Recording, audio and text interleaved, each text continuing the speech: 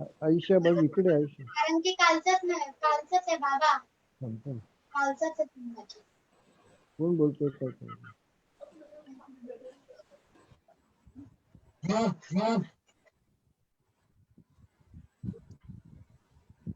म्हणून मी तुला सांगितलं अशी बस.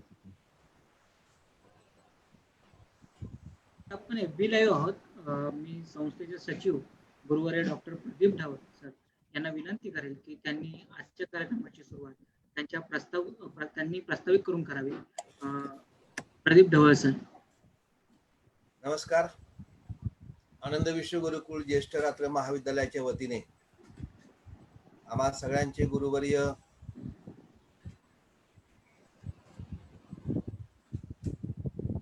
बेडेकर महाविद्यालयाचे प्राचार्य चिटणीस सरांचं मी मनापासून स्वागत करतो.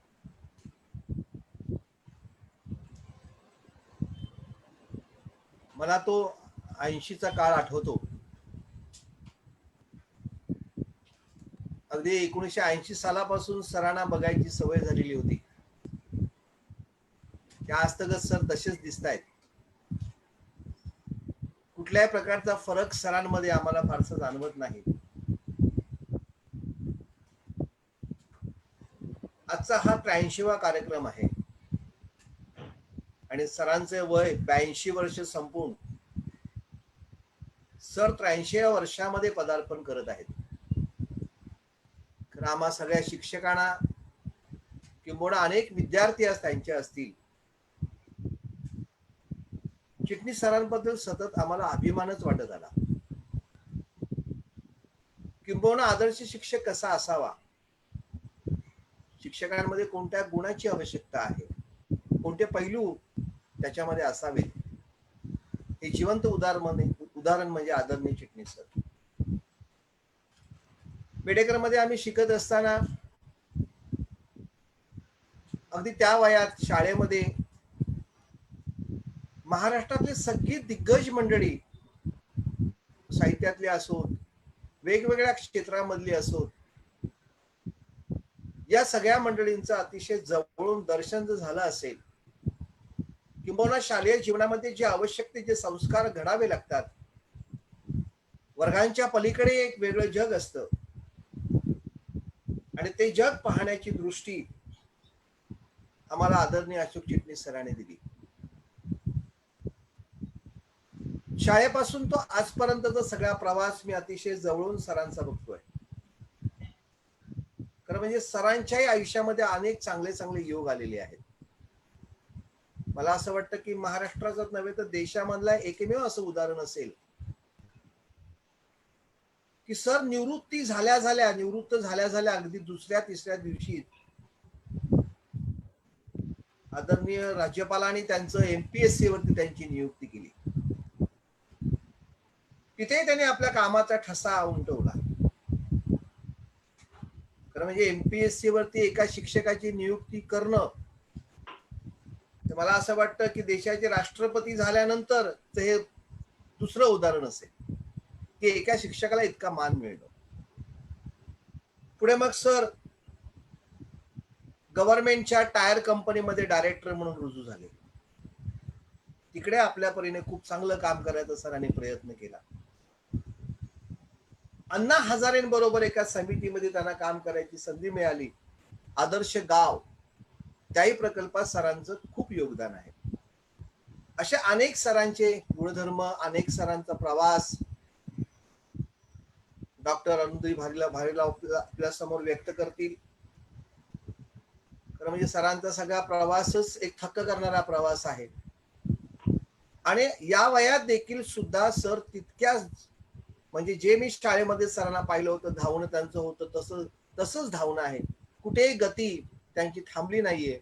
सातत्याने वेगवेगळे उपक्रम सरांचे सुरू असतात आणि मला एक विद्यार्थी आणि मग पुढे त्यांचा सहकारी म्हणून काम करायची सरांनी मला संधी दिलेली आहे. आम्ही मुग्धा घोडके प्रतिष्ठानवरती आम्ही दोघंही त्या समितीवर काम करतो. सरांमुळे त्यावेळी मला नाटकाची थोडीफार ओळख निर्माण झाली आणि बाण फुटला ह्या राज्यस्तरीय नाटकाच्या स्पर्धेमध्ये त्यावेळी आमच्या बेळेकरचं हे नाटक राज्यस्तरीय स्पर्धेवरती खूप गाजलं होतं. सरांची एक सवय होती चांगले चांगले विद्यार्थी हेरणं. अनेक विद्यार्थी सरांच्या वेगवेगळ्या पदावरती काम करतायत, सन्मानाने काम करतायत. त्यामुळे आम्हाला नेहमीच सरांबद्दल हा मनापासून त्यांच्याबद्दल आदर व्यक्त होतो. आज मी आनंद विश्व गुरुकुल परिवाराच्या वतीने सरांची आणि अरुंधतीचे मी मनापासून स्वागत करतो आणि फार वेळ न घेता पुढील सगळी सूत्र मी अरुंधतीकडे स्वाधीन करतो. Over to Arundhati.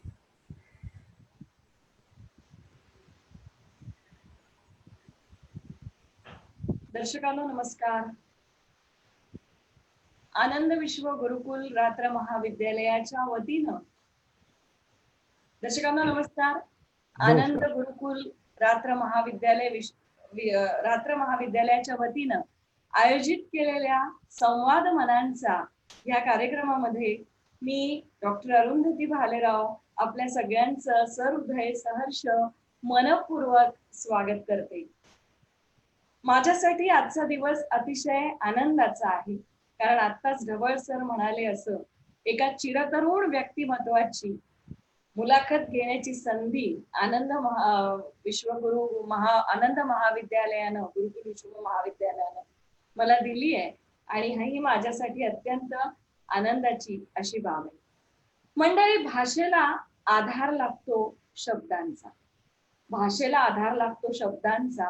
तो शब्दांचा आधार बनून अनेक उत्तमोत्तम साहित्याची निर्मिती ज्यांनी केली, शैक्षणिक, सांस्कृतिक, सामाजिक क्षेत्रामध्ये निष्ठेनं आणि तळमळीनं काम करताना असंख्य रसिकांच्या, विद्यार्थ्यांच्या मनावर ज्यांनी अधिराज्य केलंय.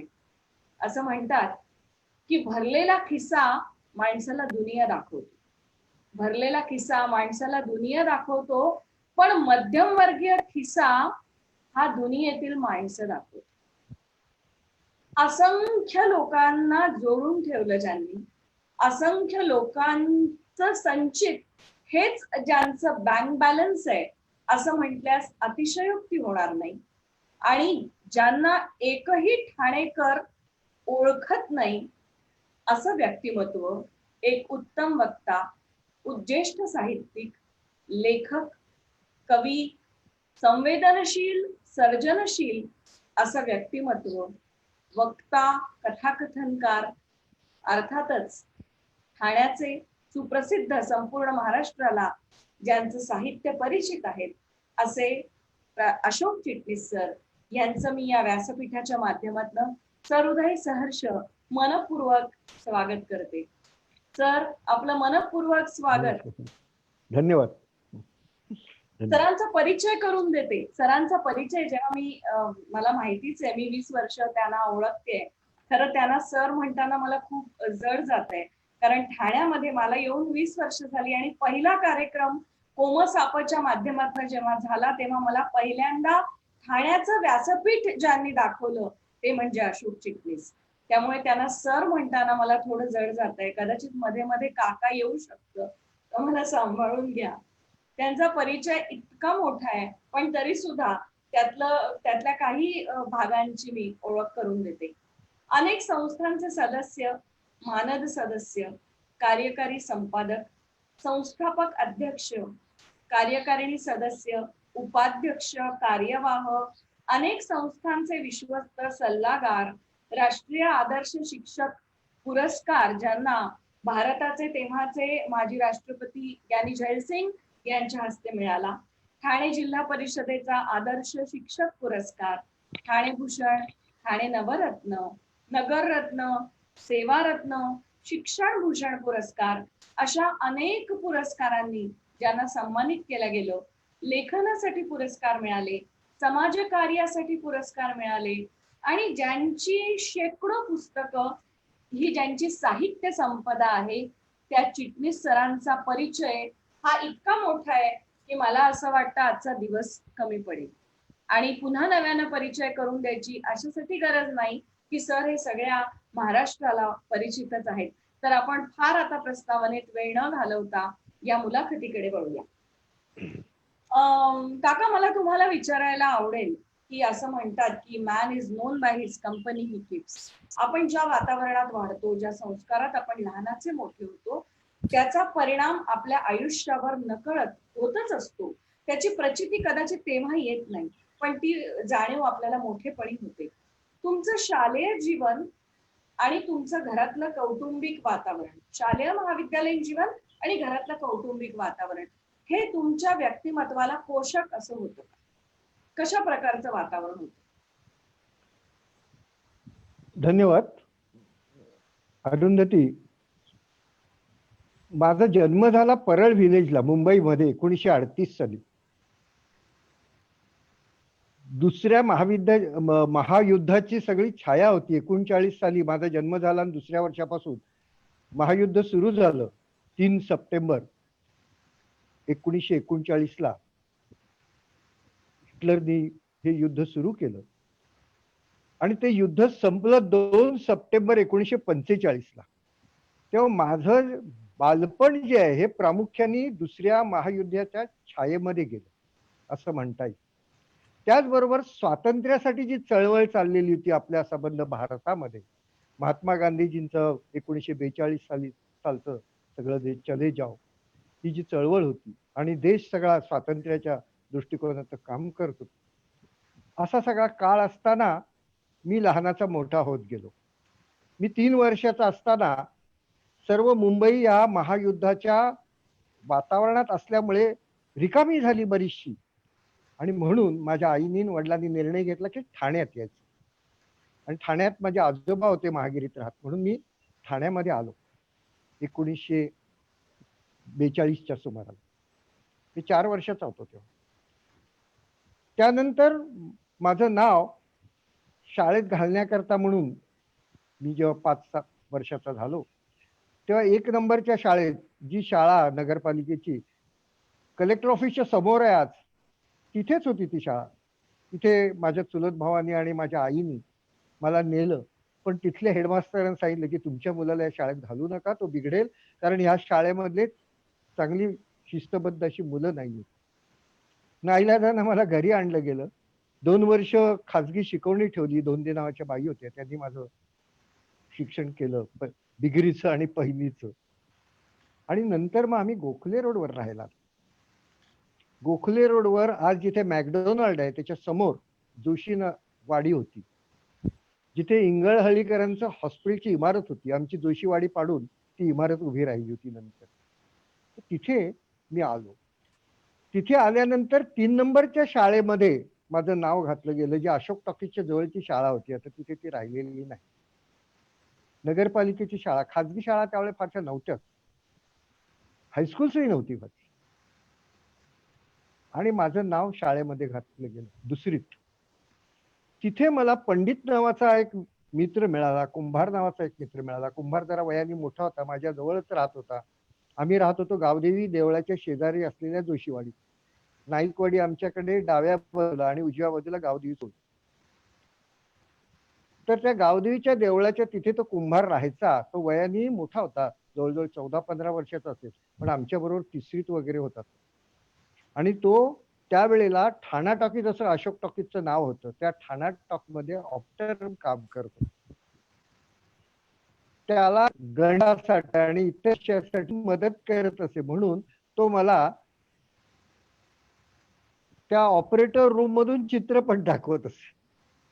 पंडित नावाचा जो माझा मित्र होता त्याचे मामा चित्रकार होते, त्यामुळे त्याचं ड्रॉइंग फार सुंदर होतं. त्याची चित्र शाळेच्या बोर्डावर लावली जायची. मला नेहमी असं वाटायचं की रे आपली पण चित्र अशी लावली जावी. मी त्याला विचारलं, तू कशी इतकी सुंदर चित्र काढतोस? तो म्हणला, माझे मामा चित्रकार आहेत आणि त्यांच्याकडे मी शिकतो. आणि तो मला शिकवायचा मग वर्गामध्ये कसं करावं, पेन्सिलीने चित्र कसं काढावं, कसं रंगवावं. चौथीच्या आधीच मला चित्रकलेची आवड लागली आणि 5वीत मी मोहविद्यालयात. तुम्हाला विचारलंस की माझं बालपण आणि शालेय, आता कौटुंबिक जीवनामध्ये माझी जी वाढ झाली त्याच्या म्हणण्यामध्ये थोडं सांगेन मी असं की आमचं कुटुंब खूप मोठं होतं, कनिष्ठ मध्यम वर्गात होतं. माझे वडील हे फिनले मिल्स मध्ये धान्याच्या दुकानाचे व्यवस्थापक होते. कामगारांसाठी असलेलं धान्य दिलं जात असे त्या दुकानाचे ते व्यवस्थापक होते. आणि मला 5 बहिणी आणि 4 भाऊ. माझी मोठी बहीण जेव्हा झाली तेव्हा माझ्या वडिलांना असं वाटायचं की आपल्याला मुलगा व्हावा, आणि ती मुलगी पहिली मुलगी झाली आईला.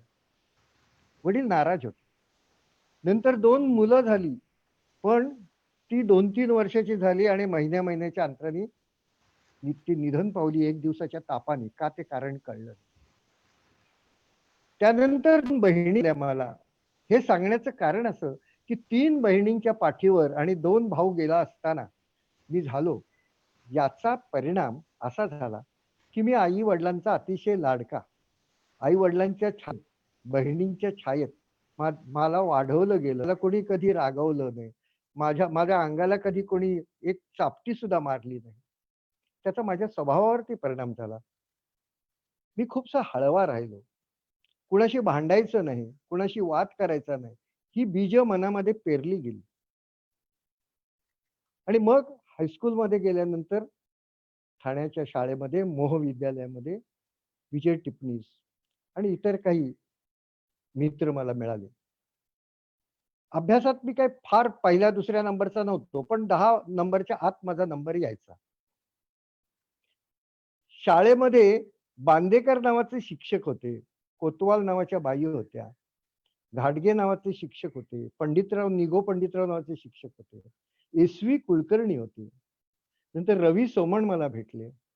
असे वेगवेगळे काही चांगले शिक्षक भेटले की मी 6वी 7वीत असतानाच मी हाना आपटे वगैरेंच्या कादंबऱ्या वाचत होतो. मधुकर हरनाळकर वाचत होतो, रहस्य कथा वाचत होतो. आणि प्राथमिक शाळेत असतानाच मला वाचनाची गोडी लागली होती. समोर एक लायब्ररी होती छोटी. चव्हाके नावाचे ग्रस्त होते, त्यांच्या घरात एक लायब्ररी होती. तिथली पुस्तकं मला मिळायची वाचायला. आणि पुढे मराठी ग्रंथसंग्रहालयाची पुस्तकं मला मिळायला लागली. मराठी ग्रंथसंग्रहालयाचा माझ्या एकंदर जीवनावरती खूप महत्वाचा असा परिणाम झालेला. वाचनाची गोडी लागली कारण माझी आई आणि वडील दोघंही वाचत असत. त्या दोघांना, माझ्या ताईला बहिणीला ही चित्रपटाची आणि वाचनाची आवड होती. आमच्या घरात सर्व प्रकारची वर्तमानपत्रे येत होती. लोकमान्य त्यावेळेला, नवशक्ती, पुढे मग मार्मिक आलं, मराठा आलं. दुसरी महत्वाची मला गोष्ट असं सांगायची की मी नाटकामध्ये काम करायला लागलो, वक्तृत्वात भाग घ्यायला लागलो. माझे निबंध वाचून दाखवले गेले 7वी पासूनच. घाडगे सरांनी पुढे 10वीत गेल्यावर मला प्रोत्साहन दिलं की हे वाचायला पाहिजे, ते वाचायला पाहिजे. ह्या सगळ्याचा परिणाम झाला की माझे साहित्याचं प्रेम निर्माण झालं. आणि रहस्य कथा मी 5वी 6वी 7वी पर्यंत वाचत होतो. 5वी पर्यंत ते वाचणंही मी बंद केलं कारण मे महिन्याच्या सुट्टीत जवळजवळ दिवसाला 2 अशा मी रहस्य कथा वाचल्या. आणि त्या मे महिन्यातच वाचन माझं जे रहस्य कथा. म्हणजे सर थोडक्यात असं म्हणूया का की तुमचं जे घरातलं वातावरण होतं किंवा तुमच्या अवतीभोवतीचं जे वातावरण होतं, घरातल्या वातावरणाबरोबरच आजूबाजूची परिस्थिती, ही सगळीच तुमच्या व्यक्तिमत्वाला पोषक अशी परिस्थिती होती. मला असं वाटतं ठाण्यात तुम्हाला खूप वर्ष झाली आहेत. म्हणजे मला एक्झॅक्ट तुम्हाला किती वर्ष झाली माहिती नाही कारण मलाच येऊन ठाण्यात आता 20 वर्ष पूर्ण होत आहेत. पण तुम्ही खूप आधीपासूनचं ठाणं पाहिलंय. तर तेव्हाचं ठाणं आणि आत्ताचं ठाणं याच्यामध्ये तुम्हाला त्याच्यातल्या बदलाचे, स्थित्यंतराचे कसे अनुभव आले किंवा कसं वाटतंय तुम्हाला आता सध्याच्या ठाण्याकडे बघून? हा, मी अगदी थोडक्यात सांगतो कारण हा एक स्वतंत्र व्याख्यानाचा विषय आहे. मी जवळजवळ 78-79 वर्ष ठाणं बघतोय. होय. आणि जवळनं बघतोय. आणि ठाण्यामध्ये जेव्हा आम्ही जोशीवाडीत राहायला आलो त्यावेळेला नौपाड्याला ग्रामपंचायत होती. नौपाड्याला ग्रामपंचायत होती हे आज सांगितलं तर खरं वाटणार नाही. आणि गावदेवीच्या देवळापासून संध्याकाळी 7 वाजता पुढे नौपाड्याला जायला लोक घाबरत असत. झाडी होती. इंग्लिश स्कूल आणि न्यू गर्ल्स स्कूल जिथे आहे तिथे मैदान होतं. गावदेवी मैदान आमच्या वाडीला लागूनच मागच्या बाजूला होतं. तिथे फक्त एक धर्मशाळा होती दगडी. गावदेवी मैदानामध्ये एकही इमारत नव्हती, एकही दुकान नव्हतं. 2-3 डबकी होती. ह्या डबक्यात आम्ही पोहत असू. चहासारख्या रंगाचं पाणी असायचं. म्हशी असायच्या. त्या म्हशींच्या पाठीवर आम्ही बसत असू.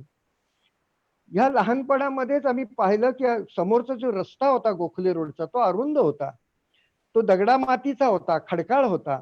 ठाण्यामध्ये मेन रोड म्हणजे अशोक टॉकीज कडनं जांभळी नाक्याकडे जाणारा जो रस्ता आहे टेंबी नाक्याकडे, तोच रस्ता एकमेव होता. आंबेडकर रोड तेव्हा नव्हता. तळ हटवून आंबेडकर रोड नंतर प्रशासकांनी केला. पण ठाण्यामध्ये अशी परिस्थिती होती की आमचा जो वाडा होता तो खूप मोठा होता. ह्या वाड्यामध्ये सगळ्या तऱ्हेच्या फळांची झाडं होती, मोठी विहीर होती, सर्व प्रकारची फुलं होती. आणि आम्ही जे खेळ खेळायचो, सुरपारंब्या खेळायचो, लंगडी खेळायचो, उतुतू खेळायचो, क्रिकेटही खेळायचो.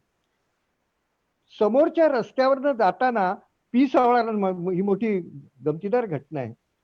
कुणीतरी मला सांगितलं की अरे आपल्या रस्त्यावरनं पीस आणि पिसाळाराम नौपाड्याला राहायचे त्या संताजी शिबिरच्या तिथे आईस फॅक्टरीच्या समोर. ते आमच्या रस्त्यावर जायचे. त्या काळामध्ये कोट टोपी आणि पॅन्ट असं लोक वेश घालत असत. नुकते शर्ट घालायला लागले होते, शर्टाची फॅशन आली होती, कोट घालायचा नाही अशी ही एक फॅशन आली होती, टोपी घालायची नाही एक फॅशन आली होती. आणि कवी जो गंगा यमुना डोळ्यात उभ्या का असं लिहिणारा कवी आपल्या दरवाज्यावर जातो हे पाहण्याकरता, तो कसा दिसतोय पाहण्याकरता. आम्ही वाड्यातली मुलं पत्र्यावर जाऊन कोणी सांगायचं की सावळाराम चाललेत, की आम्ही पत्र्यावर जाऊन सावळारामांना बघायला जायचो. राममूर्तीची राममूर्ती रोडच्या कोपऱ्यावरती एक प्रभाकर तास्कर नावाचा पायलट होता विमानाचा. तो वैमानिकाच्या ड्रेसमध्ये गोखले रोडवरून जायचा यायचा, निळी पॅन्ट पांढरा शर्ट ती कॅप त्याची. शृंगारपुरे नावाचे वकील पायी जायचे आणि त्यांना झिरमिळ्याची अशी ती पगडी पुणेरी घातलेली असायची, काळा कोट घातलेला असायची. त्या काळात आम्हाला असं वाटायचं, प्रभाकरला पाहिलं तास्करला की वाटायचं की पायलट व्हावं. शृंगारपुरे वकिलांना पाहिलं की असं वाटायचं आपण वकील व्हावं. कवी पिसाळारांना पाहिलं की वाटायचं आपण कवी व्हावं.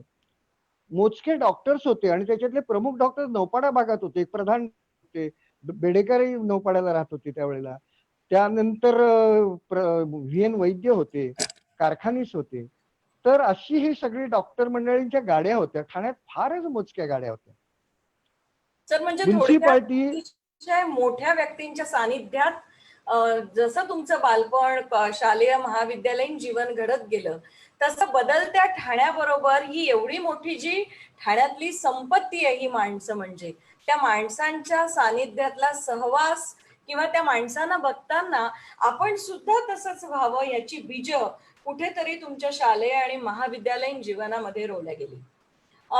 सर मला सांगा, तुम्ही जवळपास 30 वर्ष बेडेकर विद्या मंदिरचे प्राचार्य होतात. इतका संबंध तुमचा 30 वर्षाहून अधिक काळ त्या शाळेबरोबर आला. आणि अत्यंत आनंदाची गोष्ट किंवा दुर्मिळ गोष्ट मला असं वाटतं 28व्या वर्षी हेडमास्टर होण्याचं भाग्य, म्हणजे त्यावेळेला महाराष्ट्रात इतक्या लहान वयात कुणीतरी हेडमास्टर झालं. आणि मॅम तुम्हाला सॉरी मी इंटरप्ट करतो सर, हे झालं नेटवर्कचा इश्यूमुळे लेफ्ट झालेलं होते. एक 2 सेकंड फक्त होल्ड करा. हा 2 सेकंड.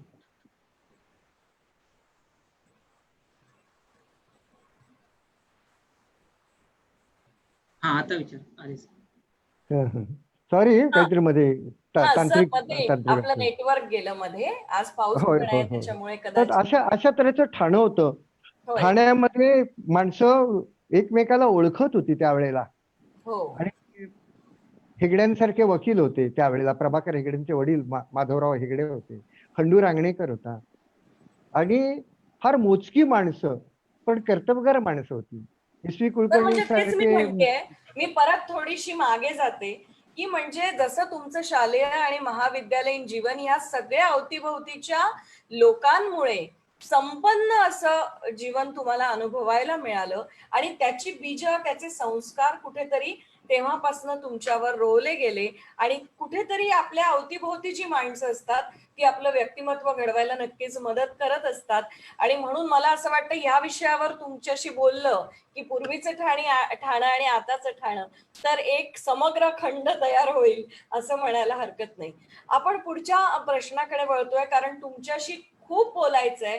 ठाणेकरांना खूप ऐकायचंय तुमच्याकडून, त्यामुळे मी थोडं मध्ये मध्ये आवर्त घेतेय तुम्हाला. प्रश्न असा आहे की 30 वर्ष तुम्ही बेडेकर विद्या मंदिर बरोबर जोडलेले आहात आणि त्याच्याहून अधिक काळ.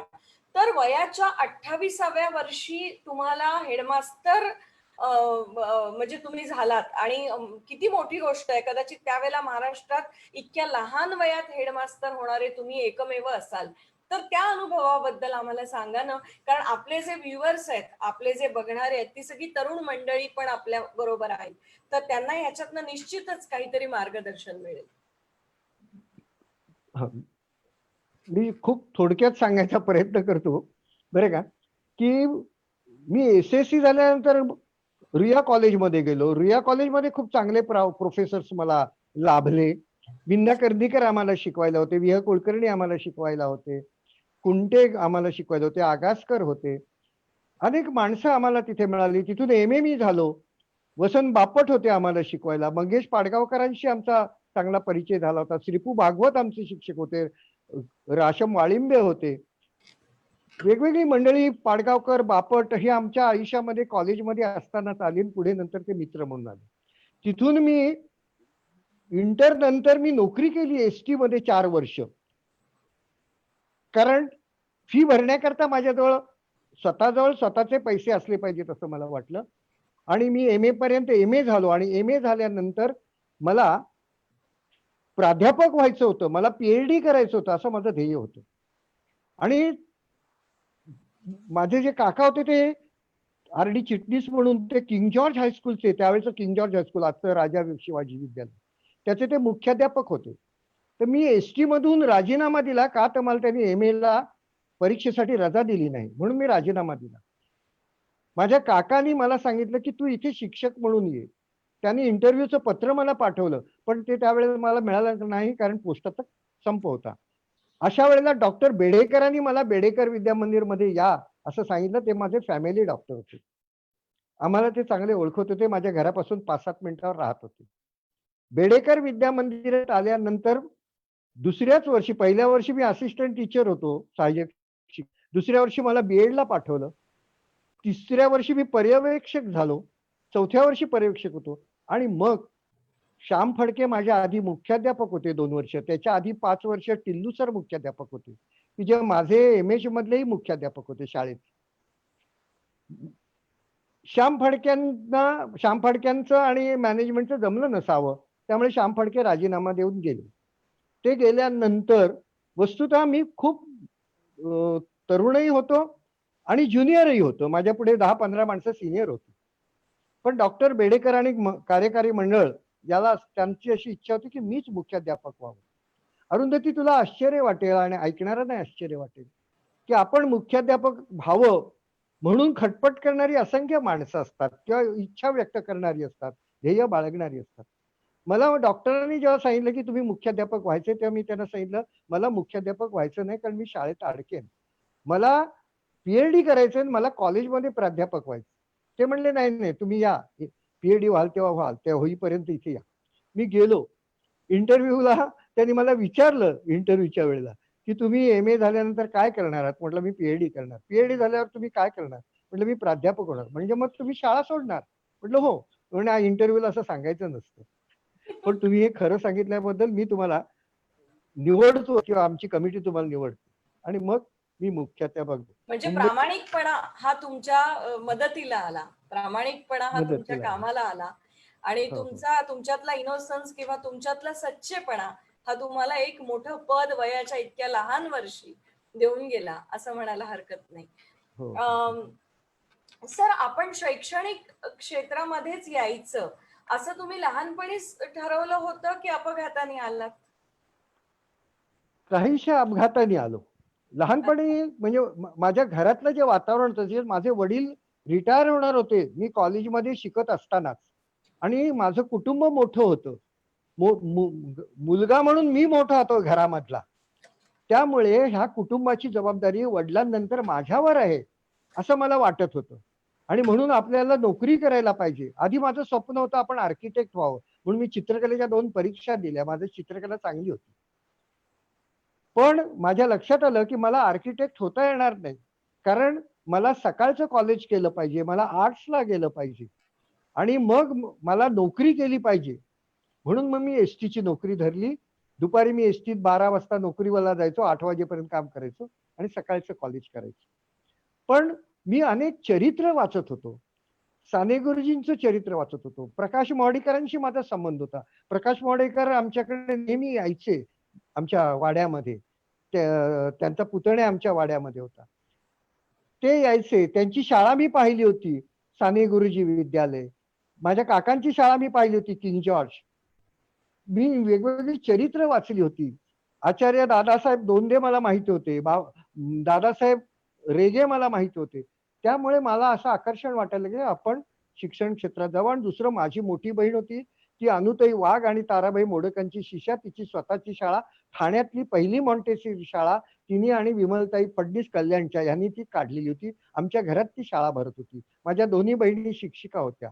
त्यामुळे शिक्षणाचा एक भाग होता. मी जवळच्या व्यायामशाळेत अगदी शाळेत असल्यापासून जात होतो. 8वी 9वीत गेल्यानंतर त्या व्यायामशाळेमध्ये आर्य क्रीडा मंडळामध्ये, त्याच्या आधी मी राष्ट्रसेवा दलात होतो, त्याच्या आधी मी RSS मध्ये होतो किंवा संघामध्ये जात होतो. वसंत बापट तिथे येत असत, लीलाधर हेगडे होते, दत्ता ताम्हणे होते. या सगळ्यांचा माझ्या मनावरती परिणाम होत होता. आणि त्या आर्य क्रीडा मंडळामध्ये ज्येष्ठ होते ते PhD झाले होते. चंदा रंडिये किंवा भानु रंडिये सारखा शिक्षक होता, तो BSc केलेला होता, BA-BEd होता. हे सगळे, ह्या सगळ्या मंडळींनी व्यायामशाळेत मुलींनी यावं, मुलांनी मोठ्या प्रमाणात यावं, पालकांनी पाठवावं म्हणून एक उपक्रम सुरू केला. तो असा की 8वीच्या मुलांनी 7वीच्या मुलांना शिकवायचं शनिवार रविवार, 9वीच्या मुलांनी 8वीला शिकवायचं, 10वीच्या मुलांनी 9वीच्या मुलांना शिकवायचं. आणि ही जबाबदारी पार पाडताना मला शिकवण्यामधला आनंद वाटायला लागला. आपण शिक्षक व्हावं असंही कुठेतरी त्यामुळे मनामध्ये रुजलं गेलं असावं. म्हणजे आणि थोडंसं नकळत, हा म्हणजे तसं थोडंसं झालं. अपघाताने आणि थोडंसं अवतीभोवतीच्या प्रभावामुळे असं हो, आणि मी एकत्रितपणे दुसरं SNDTच्या कॉलेजमध्ये मुलींनी बाहेरून बसावं, बायकांनी बाहेरून बसावं याकरता काढला होता. मनोहर जोशी माझा मित्र, कॉलेजचा मित्र. हो, मी आपण येणार सतत, त्याच्याकडे, पण त्या मुद्द्याकडे मी नाही येणार आहे. नाही, पण तो या मुद्द्याशी संबंधितला मुद्दा घेतो मी, की बरं. मनोहर जोशींनी कोचिंग क्लास जेव्हा काढले, कोहिनूर कोचिंग क्लास, पहिल्या वर्षी त्याला 3000 रुपयाचा फटका बसला. तो माझ्या वर्गात होता. त्यामुळे मी त्याला असं म्हटलं की मी तिथे शिकवायला येईन, विनामूल्य शिकवीन आणि मी शिकवायला येतो. मी तिथे त्याच्याकडे 2-3 वर्ष शिकवलं. त्यामुळे शिकवण्यातला आनंद आणि शिकवण्याची सवय मला झालेली होती. आणि म्हणून बेडेकर विद्यामंदिरात गेल्यानंतर मला शिकवायला अतिशय आवडायचं. आणि माझे चांगले शिक्षक, चांगले प्राध्यापक मला मिळाल्यामुळे चांगलं तर शिकवता येतं, मुलांना आनंद कसा देता येतो, मुलांचा व्यासंग कसा वाढवता येतो, हे सगळं, आणि चांगला शिक्षक कसा असायला पाहिजे हे मला कुठून तरी आतून समजलेलं होतं असं मी म्हणेन. सर, तुमच्या संपूर्ण आयुष्यात तुमचा जो प्रवास आहे, आज तुम्ही जे काही मिळवलंय ते संघर्षाशिवाय कुणालाच मिळू शकत नाही. संघर्ष केला असेल तेव्हाच माणूस इथपर्यंत पोहोचू शकतो. तर म्हणजे साहजिकच हा संघर्ष काळ कसा होता, किंवा ह्या संघर्ष काळामध्ये कुठले तत्व तुम्ही तुमच्या आयुष्यात पायऱ्या चढताना ठरवले होते, निश्चित केले होते? कारण आपले जे सगळे विद्यार्थी आहेत त्यांना निश्चित याच्यातनं काहीतरी बोध घेता येईल की संघर्ष करताना कुठल्या गोष्टींची आपण काळजी घेतली पाहिजे. अन्यथा अपयश जर आलं तर निराशा पदरी पडू शकते आणि ती निराशा फार हानिकारक आणि घात करणारी असते.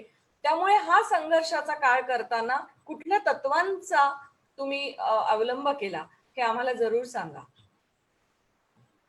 अरुंधती, प्रत्येकाच्या आयुष्यामध्ये संघर्ष असतो आणि माणसं मोठी जी होतात ते संघर्षाशी झगडूनच ती मोठी होतात असं म्हटलं जातं.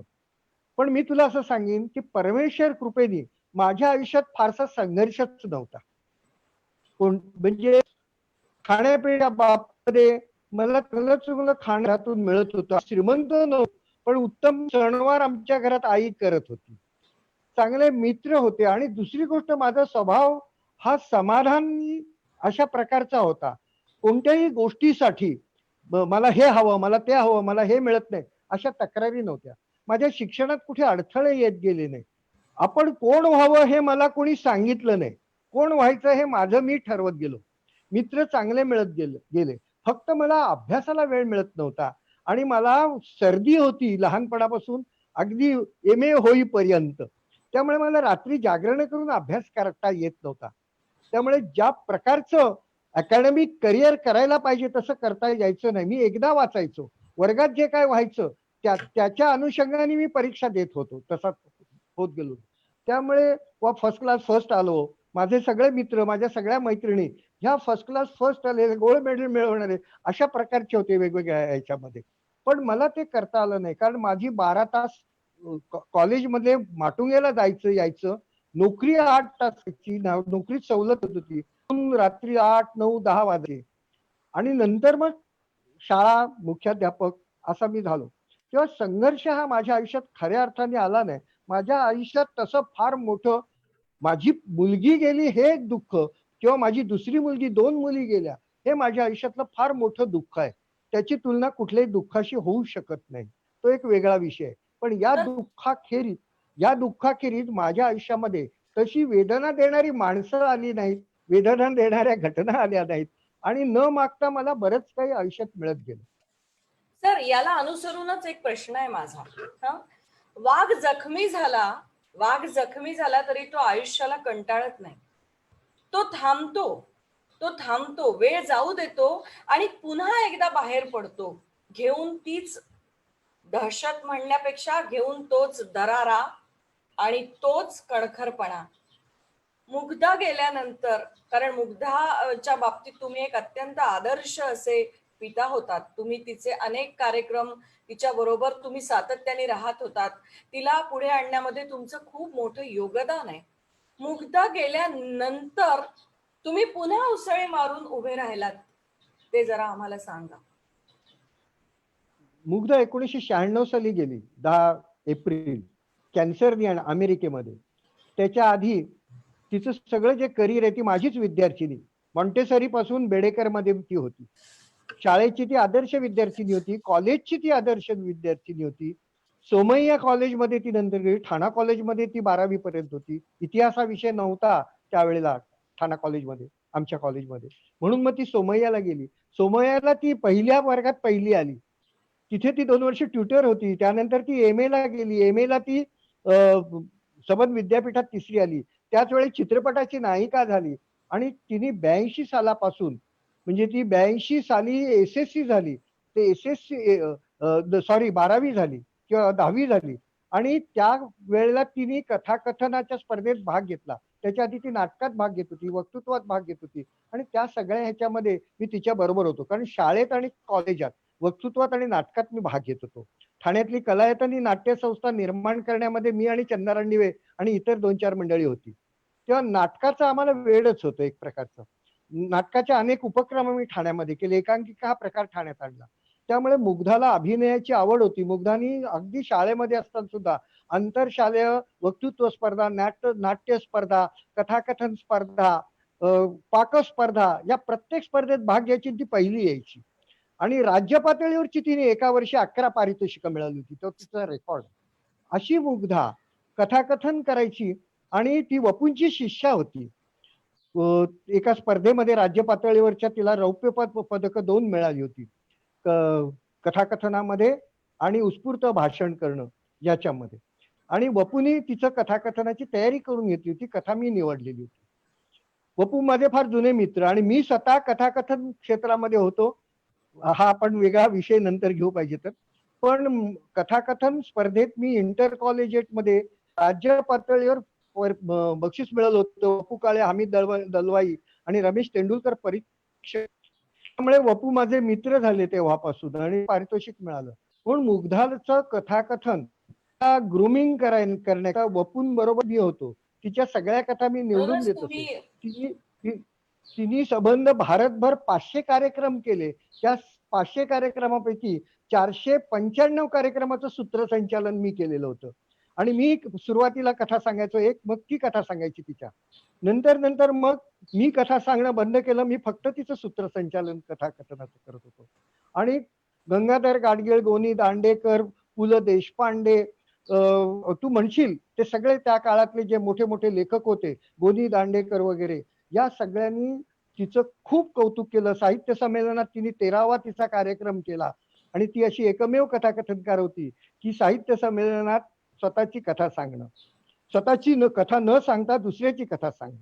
ती जी कुलकर्णींची, पुबा भावेंची, वपूंची अशी कथा सांगत असे. म्हणजे आणि ती मुग्धांनी 96 साली लहान गेली. वयामध्ये खूप काही हा. मिळवलं. लहान वयात खूप काही तुम्ही मिळवली. खूप काही मिळवलं आणि जो आवडे सर्वाला तोची आवडे देवाला, खरोखर म्हणजे इतक्या कमी वयात तिने इतकं करून ठेवलं आणि त्याच्यामध्ये तुमचं योगदान वडील म्हणून खूपच मोठं आहे. त्यालाच कनेक्टेड माझा एक प्रश्न आहे की नाही तुमची तुझ्या बहीण. नाही, अरुंधती जरा थांबवतो मी तुला. तुझा जो मुख्य प्रश्न होता की या संघर्षातून, की ह्या वेदनेतून मी कसा बाहेर आलो. मुग्धा गेली कॅन्सरनी, ती जाईल असं वाटलं नव्हतं. सगळ्या महाराष्ट्राने तिच्यासाठी खूप प्रयत्न केले तिला बरी करण्याकरता, निधी उभारण्याकरता. अमेरिकेतही ती अतिशय लोकप्रिय होती. तिथल्या नाटकातून ती काम करत होती, टीव्हीवर काम करत होती, टीव्हीच्या मालिकेतून, उर्दू मालिकेतून काम करत होती, इंग्रजीमधून ती मुलाखत देत होती, कथाकथन मराठीतनं न्यूयॉर्कच्या तिने केलं होतं. त्यामुळे ती कॅन्सरने आजारी आहे म्हटल्यावर सगळीकडनं तिच्यासाठी प्रयत्न झाला. आम्ही 1 वर्षभर अमेरिकेत होतो, पण दुर्दैवाने ती गेली. पण आपण रडत बसण्यापेक्षा आयुष्याशी लढत राहिलं पाहिजे असं मला वाटलं. आणि हा म्हटला तर माझ्या आयुष्यातला फार मोठा संघर्ष होता. मी माझ्या पत्नीलाही सांगितलं की डिप्रेशन खूप आपल्याला येण्याची शक्यता आहे, नैराश्य येईल, कारण मुग्धा म्हणजे आमचा श्वासोश्वास होता. मुग्धा आणि मी सतत शनिवार रविवार आणि सुट्टीच्या दिवशी बाहेर कथाकथनाला जात होतो. ती 6 वर्षात तिने 500 कार्यक्रम केले म्हणजे कल्पना करतो. आणि शिवाय माझे कार्यक्रम असायचे, माझेही 700 कार्यक्रम कथाकथनाचे आता झालेले. तर ह्या मुग्धाच्या संदर्भामध्ये मी माझ्या पत्नीला सांगितलं की आपण मुग्धाला इतर गुणवान माणसात शोधूया. आणि ती पण लेखिका होती, तिने कथा लिहिल्या होत्या, ती हिंदीमधनं लिहित असे प्रामुख्याने, ती झाशीहून आलेली होती, ती शिक्षिका होती, MA PhD होती. तेव्हा मी तिला असं सांगितलं की तू आता ग्रंथ लिहायला सुरुवात कर आणि गुणी माणसांवरती लिही आणि प्रत्येक गुणी माणसामध्ये मुग्धाला आपण शोधूया. गुणवंतांवर आपलं प्रेमच आहे. गुणवंतही आपल्याला देवासारखेच वाटतात, संतांसारखेच वाटतात. क्या बात. या गुणवंतांवर जर लिहिलं आपण, तर आपण मुग्धाच्या बद्दल आपल्याला वाटणारे जे दुःख आहे ते थोडं कमी होईल. पण असं दुःख खरं कमी होत नाही. काळ हे औषध असतं असं म्हटलं जातं, मला पण वाटतं अपत्याच्या संदर्भामध्ये काळ हेही औषध नसतं. मला वाटतं सर, त्या वेदनेसह जगायची आपल्याला सवय होते, विस्मरण होत नाही. त्या वेदनेसह आपण जगायला लागतो, इतकंच काय ते असतं. मला याच्याच कनेक्टेड एक प्रश्न असा माझ्या डोक्यात आला की मुग्धाच्या जडणघडणीत जसा तुमचा खूप मोठा वाटा आहे, तसा वाटा तुम्ही कधीतरी मला बोलल्याचं आठवतं. तुमची बहीण, लहान बहीण जयश्री वैद्य, हिच्या जडणघडणीत पण आहे आणि तिच्या बरोबर घडलेला काहीतरी किस्सा पण आहे की मला वाटतं मोरारजी देसाई आणि कोणीतरी तिला पंडित कडेवर नेहरू. उचलून घेतलं कारण तिच्या कथेची पंडित. तयारी तुम्ही करून घेतली. तर त्याविषयी आम्हाला सांगा ना जरा. माझी धाकटी बहीण जयश्री ही माझ्या मोठ्या बहिणीची शिष्या, तिच्या शाळेमध्ये. आणि मोठ्या बहिणीचं माझं तिच्यावरती खूप चांगलं एक प्रकारचं वर्चस्व होतं. तिला ती घडवत होती त्या शाळेत. आणि त्याच वेळेला माझं पण वक्तृत्वाची आवड मला, त्यामुळे मी जयश्रीच्या संदर्भामध्ये छोट्या नाटुकल्या बसून देणं, जशी माझी मोठी बहीण करायची तिच्यासाठी, तसं मीही करत होतो. तिला छोटे छोटे भाषणं सुद्धा मी लिहून देत होतो. म्हणजे मुग्धाचं जे मी ग्रूमिंग केलं त्याची रंगीत तालीम माझी जयश्रीवरती झाली.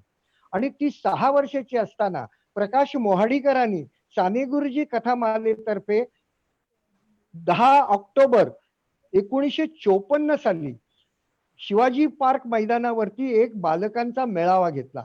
2 लाख बालक किंवा मुलं तिथे जमलेली होती. पंडित जवाहरलाल नेहरू हे त्यावेळेला पंतप्रधान, त्या कार्यक्रमाचे प्रमुख पाहुणे होते. मोरारजी देसाई त्यावेळेला मुख्यमंत्री होते महाराष्ट्राचे. पंडित नेहरूंना गोष्ट सांगण्यासाठी महाराष्ट्रानं करता स्पर्धा घेतली आणि जयश्री त्याच्यातून निवडून. माझ्या ताईने मुख्याने तिला त्यावेळेला छोटी चिमणीची गोष्ट शूर चिमणीची गोष्ट तिला तिच्याकडनं बसवली होती किंवा तिला सांगितलं होतं ही सांग, तिची सगळी रिहर्सल घेणं, तिला मदत करणं, तिचं वक्तृत्व वाढवणं, तिच्यातला धीटपणा वाढवणं, ह्याच्यासाठी माझी ताई आणि मी आम्ही दोघंही प्रयत्न करत होतो. आणि मग जयश्री आमची शिवाजी पार्कला गेली, ती एकटी गेली. त्यावेळेला इथे दादा कोरडे म्हणून होते, अविनाश कोरडे माझा वर्गमित्र, त्याचे ते मोठे भाऊ, ते साने गुरुजी कथामालेसाठी काम करायचे. तर तिला घेऊन ते 6 वर्षाच्या मुलीला रेल्वेनी शिवाजी पार्कला गेले आणि 25 फूट उंच असलेल्या अशा व्यासपीठावर तिला कथेसाठी उभी केली. नेहरू बसलेले मागे, मोरारजी देसाई तिच्या पाठीशी उभे, आणि ती कथा सांगायला तिने सुरुवात केली आणि एकदम ती ज्या स्टुलावर उभी होती ते कलंडलं आणि ती 25 फुटावर खाली पडणार होती. मोरारजी देसाईंनी तिला पटकन पकडलं आणि पुन्हा ते स्टूल उभं करून तिला गोष्ट सांगायला सांगितली. अशी म्हणजे जिथे गोष्ट संपती तिथंच जयश्रीनी कथा करायला सुरुवात केली. कथा संपताच नेहरूंनी तिला मांडीवर घेतली.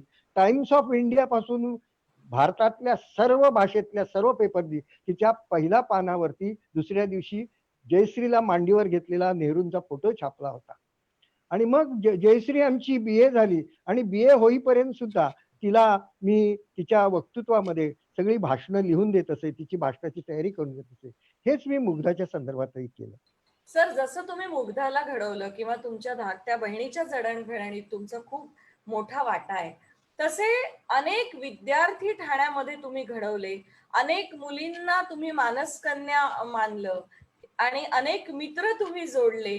काही नावं सांगा ना विद्यार्थ्यांचे, की जे नावं आता महाराष्ट्रभर लोकप्रिय आहेत, किंवा तुमच्या काही मानसकन्या सांगा. मानसकन्यात सांगायचं तर पहिली माझी मानसकन्या माझ्या समोर बसलेली आहे, डॉक्टर अरुंधती बालेराव.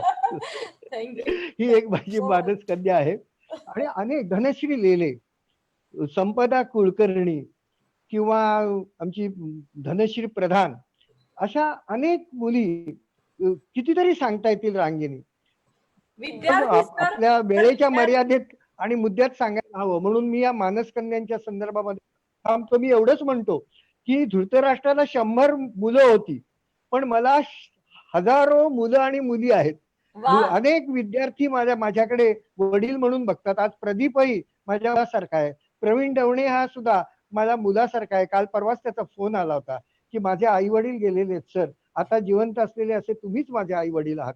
आणि हे अगदी तो गेले कित्येक वर्ष सांगतो आहे. तर तो ठाणा कॉलेजचा विद्यार्थी आहे, पण ठाणा कॉलेजचा विद्यार्थी असून सुद्धा मी बेडेकर मध्ये मुख्याध्यापक असताना त्याच्या पहिल्या कादंबरीचं प्रकाशन बेडेकर विद्या मंदिर मध्ये केलेलं होतं. तेव्हापासून तो माझ्याशी निगडीत आहे, तो मला वडील मानतो. आनंद नाडकर्णी, डॉक्टर आनंद नाडकर्णी, ज्याचं या व्यासपीठावर व्याख्यान झालेलं आहे, किंवा उदय निरगुडकर, डॉक्टर उदय निरगुडकर, डॉक्टर उल्का नातू, किंवा डॉक्टर, आणखीन मला अतिशय आनंद वाटतो माझ्या संदर्भामध्ये भरभरून प्रदीप बोलला, पण प्रदीप हा माझ्या पुढे 4 पावलं गेले असं मला वाटतं. माझे विद्यार्थी माझ्या पुढे 4 पावलं गेले तसं वाटतं. आणि शिक्षकाला आपला विद्यार्थी आपल्यापेक्षा अधिक यशस्वी झालेला पाहून खूप आनंद होतो, समाधान वाटतं, तृप्ती वाटते. तेव्हा प्रदीपनी जी शाळा, कॉलेज आणि ही संस्था शैक्षणिक उभी केली, हे व्यासपीठ उभं केलं, 83 दिवसात 83 वक्ते आणले. मी 30 वर्षामध्ये मुख्याध्यापकाच्या कारकिर्दीमध्ये 400 वक्ते, नामवंत वक्ते महाराष्ट्रातले आणले. त्याची लिस्ट आहे आमच्या वार्षिक अंकामध्ये. तर असा हा आनंद नाडकर्णी म्हणा, रम शेजवलकर म्हणा, तो त्याचा पुष्कर, हा त्याचा मुलगा, हाही माझा विद्यार्थी आहे, दोघेही डेंटिस्ट आहेत. सचिन मोरे जो आज तिकडे कर्मवीर भाऊराव पाटील कॉलेज चालवतोय, शाळा चालवतोय, तोही माझा विद्यार्थी आहे. इकडे कमलेश प्रधान जो सतीश प्रधानांचा मुलगा आहे, तोही माझा विद्यार्थी आहे. माझे आज 3 विद्यार्थी हे शैक्षणिक संस्था चालू आहेत. माधुरी पेजावर जी बांदोडकर कॉलेजची प्राचार्य आणि महाराष्ट्रात जिला खूप नाव मिळालं, पुरस्कार मिळाले, ती माझी विद्यार्थिनी आहे. असे विद्यार्थी माझे सगळीकडे पसरलेले आहेत. आताच उद्या गुरुपौर्णिमा, मला अनेक विद्यार्थ्यांचे फोन आले. एका विद्यार्थ्यांनी तर सांगितलं की शाळेमध्ये सर मी अतिशय कच्चा विद्यार्थी होतो, पण सर तुम्हाला सांगतो मी ऑक्टोबरला SSC पास झालो आणि त्यानंतर आयुष्यात परत कधीही नापास झालो नाही. याचं कारण तुम्ही मला पुन्हा पुन्हा सांगत होता की परीक्षेमध्ये कमीत कमी 35% मार्क मिळवले पाहिजे, कारण 65% मार्क नाही मिळवले तरी चालेल. असे विद्यार्थी माझे काही विद्यार्थी रिक्षावाले मला भेटतात. कालच गावदेवी मैदानातल्या म्हणजे या 8 दिवसापूर्वी गावदेवी मैदानातल्या भाजी मार्केटमध्ये मला विद्यार्थी भेटला. तो आज परिवहन मध्ये नोकरीला आहे, पण त्याच्या वडिलांचं कांदे बटाट्याचं तिथे दुकान आहे. रिक्षा घेऊन मला सोडायला येणारी काही मंडळी असतात आणि ते मला सांगतात की सर मी तुमचा विद्यार्थी होतो, किंवा मला ते वाटतं सांगतात हे सर संचित माझा आहे. मुलगा तुमचा विद्यार्थी. असे वेगवेगळ्या क्षेत्रामध्ये मला विद्यार्थी भेटतात. मी असं मानतो की विद्यार्थी हे माझे विद्यार्थी हे परमेश्वरासारखे आहेत, ते ब्रह्मासारखे आहेत, ते ब्रह्मस्वरूप आहेत, ते सर्व व्यापलेले आहेत. मी इंग्लंड, अमेरिकेचा 4 वेळा दौरा केला. मी इंग्लंडला 2दा गेलो, फ्रान्सला 2दा गेलो, युरोपमध्ये गेलो. ठिकठिकाणी वेगवेगळ्या देशात मला विद्यार्थी भेटले. बुद्धिकोट भाऊ अमेरिकेमध्ये मला भेटले, ज्यात इतरही अनेक जण भेटले, आपल्या घरी घेऊन गेले. असे विद्यार्थी ठिकठिकाणी भेटतात. त्या आणि तुमच्या तुला सांगतो विद्यार्थ्यांनी अरुंधती, त्याचं सूत्र मी तुला सांगतो की मी असं मानतो की विद्यार्थी हा परमेश्वर आहे. मी मुख्याध्यापक झाल्यानंतर शिक्षकांना सांगितलं की कुठल्याही विद्यार्थ्याला बाकावर उभं करायचं नाही, त्याच्या हातावर छडी मारायची नाही, त्याला वर्गाबाहेर उभं करायचं नाही, विद्यार्थ्याला रिस्पेक्ट द्यायचा, वैयक्तिक माहिती घ्यायची. एखाद्या विद्यार्थ्याला आई नसते, एखाद्याला वडील नसतात, एखाद्याला आई वडील दोघंही नसतात, पण वर्ग शिक्षकाला हे माहीत नसतं. तो इतर विद्यार्थ्यांपेक्षा वेगळा असतो. प्रत्येक विद्यार्थ्याची मानसिकता वेगळी असते, ती तुम्ही समजून घ्यायची असते. एका विद्यार्थ्याला वाचता येत नसायचं, तो असा जवळ पुस्तक घ्यायचा डोळ्याच्या समोर. मी चौकशी केली तेव्हा कळलं, त्याच्या पालकांना बोलवलं तेव्हा कळलं, ते इतके गरीब होते की त्याला चष्मा घेणं, डॉक्टरकडे नेणं हे शक्य नव्हतं. मग मी आमच्या डॉक्टरांकडे त्याला नेलं, मुलांना अपील केलं, वर्गातनं वर्गणी काढली आणि त्याच्यासाठी चष्मा घेतला. हे तर विद्यार्थ्यांवर त्याचा इतके परिणाम होतो, इतर विद्यार्थ्यांवरती त्याचा परिणाम होतो. तर आणि मला इतके असं मी विद्यार्थी विद्यार्थ्यांना सांगत राहिलो. इतके विद्यार्थी तुम्ही घडवले, जे देशात विदेशात तुमचे विद्यार्थी आज ठिकठिकाणी आहेत. आणि म्हणूनच कुठेतरी ते संचित जमा होत असतानाच तुम्हाला राष्ट्रीय पुरस्कार आदर्श शिक्षक म्हणून मिळाला. तो अनुभव कसा होता, त्याच्याविषयी जरा पटकन आम्हाला सांगा. मी पटकन सांगतो, पण हा खोटा वाटेल अशा प्रकारचा अनुभव आहे बरं का. मी असं ऐकतो की कुठलाही पुरस्कार मिळवण्यासाठी माणसं धडपड करतात, पदव्या मिळवण्यासाठी धडपड करतात. मी तुला सांगितलं की मला न मागता बऱ्याच काही गोष्टी मिळाल्या. गोविंद शेंडे नावाचे शिक्षणाधिकारी होते. तुला मी असं सांगेन की मी मुख्याध्यापक झाल्यानंतर रिटायर होईपर्यंत जे जे शिक्षणाधिकारी आले माझे अत्यंत जवळचे मित्र होते.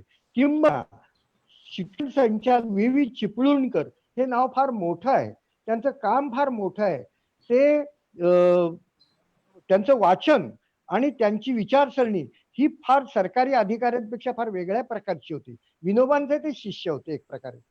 तर व्ही चिपळूणकर माझे अतिशय जवळचे, ज्यांचं ऑफिस पुण्याला होतं आणि आमच्या दृष्टीने ते राष्ट्रपती शिक्षण संचालक म्हणजे, त्यांची माझी अतिशय दाट मैत्री सुरुवातीपासूनच झाली.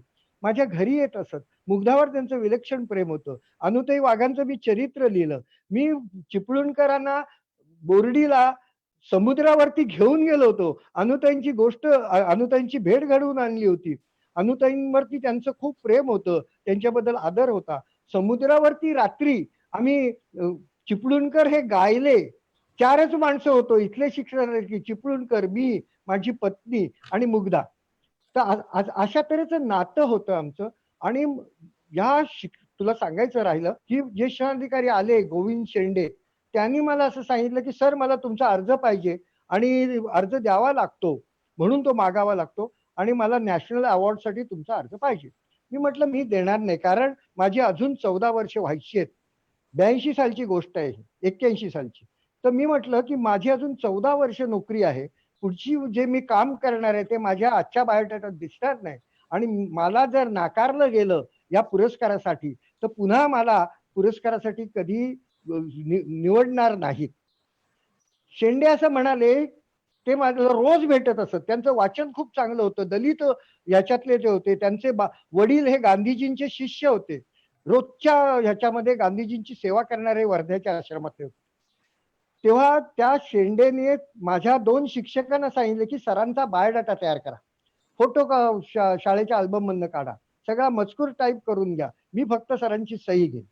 आणि अगदी शेवटच्या दिवशी त्यांनी माझी सही घेतली आणि माझा अर्ज पाठवला.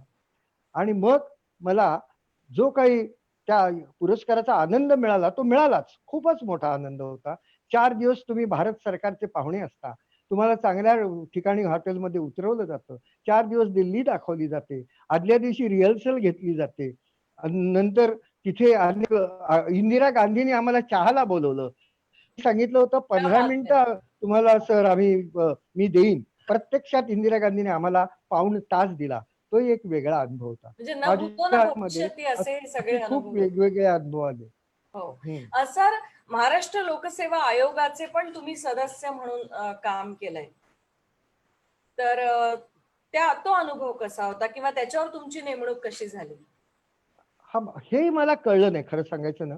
तर एक तर सरकार दरबारी चिपळूणपणामुळे असेल, मला राष्ट्रपती पुरस्कार मिळाला म्हणून असेल, पण माझा सगळा बायोडाटा तिथे होता. आणि लोकसेवा आयोगावरती माझी नेमणूक मी 29 फेब्रुवारीला 96 साली लीप इयर असल्यामुळे 29 फेब्रुवारी 28 फेब्रुवारी नव्हे, 29 ला रिटायर झालो आणि 1 मार्चला मी जॉईन झालो. 15 दिवस अगोदर मला राज्यपालांच्या कार्यालयातून पत्र आलं होतं. मला तो धक्काच बसलेला होता. कारण त्यावेळेला मुग्धा आजारी होती अमेरिकेमध्ये कॅन्सरची आणि मला अमेरिकेला जायचं होतं. किंबहुना अमेरिकेहून मी आलेलो होतो, जाऊन आलेलो होतो तिला भेटून. तिला सांगून आलो होतो की मी रिटायर झालो की मी येतो म्हणून. परंतु मला ही मिळाली आणि ही फार तुला सांगतो, ज्या वेगवेगळ्या ठिकाणी मी काम केलं तिथे वेगवेगळी माणसं मला भेटली. ह्या ठिकाणी कुलगुरू जे होते शिंदे म्हणून ते चेअरमन होते. श्रीकांत बापट जे पोलीस आयुक्त होते ते एक सदस्य होते. शिवारे जे प्राचार्य होते हिंदुजा कॉलेजचे ते तिथे एक सदस्य होते. यांची मैत्री मला मिळाली. मी खूप अभ्यास केला. याचं कारण असं की महाराष्ट्र सरकारला क्लास 1 आणि क्लास 2 ऑफिसर्स निवडून देणं हे काम आमचं होतं. आम्ही रोज इंटरव्ह्यूज घ्यायचो. Sales tax officer, agriculture officer, हॉस्पिटलचे डीन शरदिनी डहाणूकरचा मी मुलाखत घेतली होती. तो सुद्धा एक वेगळाच अनुभव आहे की शरदिनी डहाणूकरचा बायोडाटा म्हणजे 2 डिरेक्टरा फोनच्या एकत्र ठेवल्यावर जेवढा होईल एवढा मोठा होता. आणि अशा मॅडमचा इंटरव्ह्यू घ्यायचा आणि इंटरव्ह्यू घेऊन सुद्धा आम्ही त्यांचं सिलेक्शन त्या वर्षी केलं नाही. याचं कारण असं की फर्नांडिस नावाच्या दुसऱ्या बाई त्याच तोलाच्या होत्या आणि त्या 6 महिन्यांनी रिटायर होणार होत्या. आम्ही असा विचार केला की फर्नांडिस बाईंना डीन करावं आणि त्याच्यानंतर शरदिनी बाईंना डीन करावं. तेव्हा हा एक भाग होता. या निमित्ताने औरंगाबादला, या निमित्ताने पुण्याला जाणं होत असे आणि इंटरव्ह्यू घेण्यासाठी जगातल्या सगळ्या विषयांचा अभ्यास तुम्हाला करावा लागतो. कारण जो माणूस येतो तो अतिशय अभ्यास करून आलेला असतो आणि विचारणाऱ्या माणसाला काही कळत नाही असं त्याला वाटता कामा नये. म्हणून मला मेडिकल मधलं असो, वकिलीच्या क्षेत्रातलं असो, सरकारी जी आता जे गोष्टी आहेत की सरकारी हॉस्पिटल्स आहेत त्यांना जे डॉक्टर्स लागतात, त्यांना जे डीन लागतात, त्यांना जे सरकारी कॉलेजेस त्यांना जे प्राध्यापक लागतात त्यांची निवड केली जाते. सेल्स टॅक्स ऑफिसरची निवड केली जाते. पोलीस उपायुक्तांची निवड केली जाते. आमच्या काळामध्ये तर आम्हाला पोलिसांची पण करावी लागली. खरं करत नाहीत पण आमच्या काळात आम्हाला करावी लागली की पोलिसांची पण निवड. पण त्या विषयाचा अभ्यास करावा लागतो आणि माझा एक अभ्यासू स्वभाव होता. तुम्हाला करावा लागला आणि मला आवडायचा अभ्यास करायला. त्यामुळे मी प्रत्येक विषयाचा विधानसभेच्या लायब्ररीत जाऊन बसून अभ्यास केला. मुख्यमंत्री मनोहर जोशींचंही चरित्र मी जेव्हा लिहिलं त्यावेळेला 3 वर्ष 4 वर्ष मी विधानसभेच्या लायब्ररीत बसलो आणि 60 वर्षाची वृत्तपत्र वाचली आणि कुठल्याही प्रकारे चुकीचं विधान आपलं होता कामा नये त्या दृष्टीने अभ्यास केला. त्याचा मला सगळ्याचा फरक सांगा. तुम्ही अनेक पुस्तकांना प्रस्तावना लिहिली, अनेकांच्या, पण तुम्ही मला माहितीये आचार्य अत्रेंच्या पुस्तकाला पण प्रस्तावना लिहिली. तर मला वाटतं की तो अनुभव तुमच्यासाठी कदाचित खूप आनंद देणारा किंवा वेगळा असेल. कारण आचार्य अत्रेंच्या सारख्या व्यक्तिमत्वाच्या पुस्तकाला प्रस्तावना लिहिण्याचं भाग्य तुम्हाला मिळालं. तर त्याविषयी सांगा ना आम्हाला. हो, ते सांगतो मी अनेक पुस्तकांना प्रस्तावना लिहिल्या. माझ्या मुख्याध्यापक रवी सोमण म्हणून आहेत, त्यांच्या कविता संग्रहाला मी प्रस्तावना लिहिली आणि प्रकाशनाला मी प्रमुख पाहुणा होतो. हाही माझ्या दृष्टीने एक मोठा अनुभव होता. पण आचार्य अत्रेंच्या संदर्भामध्ये परचुऱ्यांनी काढलेलं पुस्तक आहे अत्रे वाच. हो. आणि अत्रेय बुवाच्या या पुस्तकाला तुम्ही प्रस्तावना लिहा असं परचुऱ्यांनी जेव्हा मला सांगितलं, तेव्हा मी त्यांना सांगितलं मी लिहिणार नाही. ते म्हणले का? मी त्यांना असं मी म्हटलं आचार्य अत्र्यांचा मी अतिशय भक्त आहे. त्यांची सर्व प्रमुख पुस्तकं सगळी माझ्याकडे आहेत. त्यांचा आत्मचरित्राचे सर्व खंड माझ्याकडे आहेत, की जे परचुऱ्यांनीच काढलेले आहेत. त्या सगळ्याचं मी वाचन केलेलं आहे आणि माझे वडीलही भक्त होते. त्यामुळे मराठाच्या पहिल्या दिवसापासून मराठा बंद होईपर्यंत मी वाचले. तेव्हा दुसरी गोष्ट अशी की शिरीष पै ह्या शिरीष पै ह्या आचार्य अत्रेंच्या सुकन्या, त्यांच्या दिवाळी अंकामध्ये मी कथा लिहिल्या. त्या कथांना माझ्या पारितोषिकं मिळाली होती. त्यामुळे शिरीष पै मला ओळखत होते आणि शिरीष पैंची माझी अतिशय चांगली दोस्ती होती. परचुऱ्यांना जेव्हा मी सांगितलं की मी लिहित नाही आणि मी लिहिणार नाही, कारण आचार्य अत्रे फार मोठं व्यक्तिमत्व आहे. तुम्ही ज्येष्ठ माणसाला महाराष्ट्रातल्या सांगा की ज्यांचा त्यांना सहवास लाभलेला आहे, जे त्यांच्या बरोबर होते, अशी ज्येष्ठ मंडळी आहेत, त्यांच्यापैकी कुणाला तरी प्रस्तावना लिहायला सांगा आणि ज्यांचा व्यासंग आहे त्यांच्या वाङ्मयात. परचुऱ्यांनी ही गोष्ट शिरीष पैंना सांगितली. त्यावेळेला शिरीष पैंनी मला फोन करून बोलावून घेतलं. मी शिवाजी पार्कला त्यांना भेटायला गेल्यावर त्या मला म्हणल्या की तुम्ही प्रस्तावना लिहायची आहे, मी तुम्हाला सांगते. मी म्हटलं मी नाही लिहिणार. परचुऱ्यांना मी आप्पांना सांगितलेलं आहे म्हटलं आणि त्याची कारण अमुक अमुक. ते म्हणले माझा तुमच्यावर विश्वास आहे, तुमचा काय व्यासंग आहे माहिती आहे, अत्र्यांचे तुम्ही कसे बघतात मला माहिती आहे, तेव्हा तुम्हीच लिहिली पाहिजे, मी दुसरं कुणालाही सांगणार नाही. आणि म्हणून मला ती प्रस्तावना लिहिता आली. त्या पुस्तकाचं प्रकाशन पार्ल्याला झालं. थिएटरमध्ये सुशील कुमार शिंदे प्रमुख पाहुणे होते आणि मी एक प्रमुख वक्ता होतो. माझ्या आयुष्यातला असंख्य आनंदाचे क्षण परमेश्वराने मला दिलेले आहेत. मी जे काही करतो ते सगळं परमेश्वराकडून केलं जातं. बोलविता तो धनी असतो असं मला वाटतं. मी हे केलं असं तर म्हणणं बरोबर नाही. अजूनही तुम्ही खूप लिहिता, खूप वाचता. मला माहितीये तुम्ही दर दिवशी काहीतरी लिहित असता, काहीतरी वाचत असता आणि अनेक विविध आघाड्यांवर तुम्ही आजही लढत असता, काम करत असता. हे सगळं करताना आजच्या पिढीला, आम्हाला सगळ्यांना असं सांगा की टाइम मॅनेजमेंट तुम्ही कसं करता? एक तुम्ही ध्यास घेतलेला असला ना की तुमची झोपही उडते. जेव्हा मी लिहित असतो त्यावेळेला मी फार कमी झोपतो. एरवी मला 6-7 तास किमान झोप आवश्यक असते, पण 11, 11:30, 12 मी एरवी सुद्धा झोपत नाही. आणि झोपतानाही मी म्हणजे वाचत वाचतच झोपतो. वाचन हा माझा श्वास आहे. माझी स्वतःची घरामध्ये 2,500 ते 3,000 पुस्तकं आहेत. त्यातली निम्म्यापेक्षा जास्त पुस्तकं मी स्वतः विकत घेतलेली आहेत. लहानपणापासून विद्यार्थी असल्यापासून दर महिन्याला पुस्तक विकत घ्यायचं अशी माझी एक सवय आहे. आणि आता तर मी अनेक पुस्तकं घेतो. आता माझ्याकडे पुस्तक ठेवायलाही जागा नाही. माझं एक बेडरूम आहे ते मी फक्त पुस्तकांसाठीच वापरतो. ते झोपण्याकरता वापरलं जात नाही. तर याच्यासाठी म्हणून मग जेव्हा मी पुस्तक लिहित असतो तेव्हा परमेश्वर कृपेने मला आरोग्य चांगलं मिळालेलं आहे. या सगळ्या विद्यार्थ्यांना मी एक सांगेन की तुम्ही आयुष्यामध्ये शिक्षणाच्या दृष्टीने तर उत्तम गुण परीक्षेत मिळवलेच पाहिजेत, पण आरोग्य सांभाळलं पाहिजे.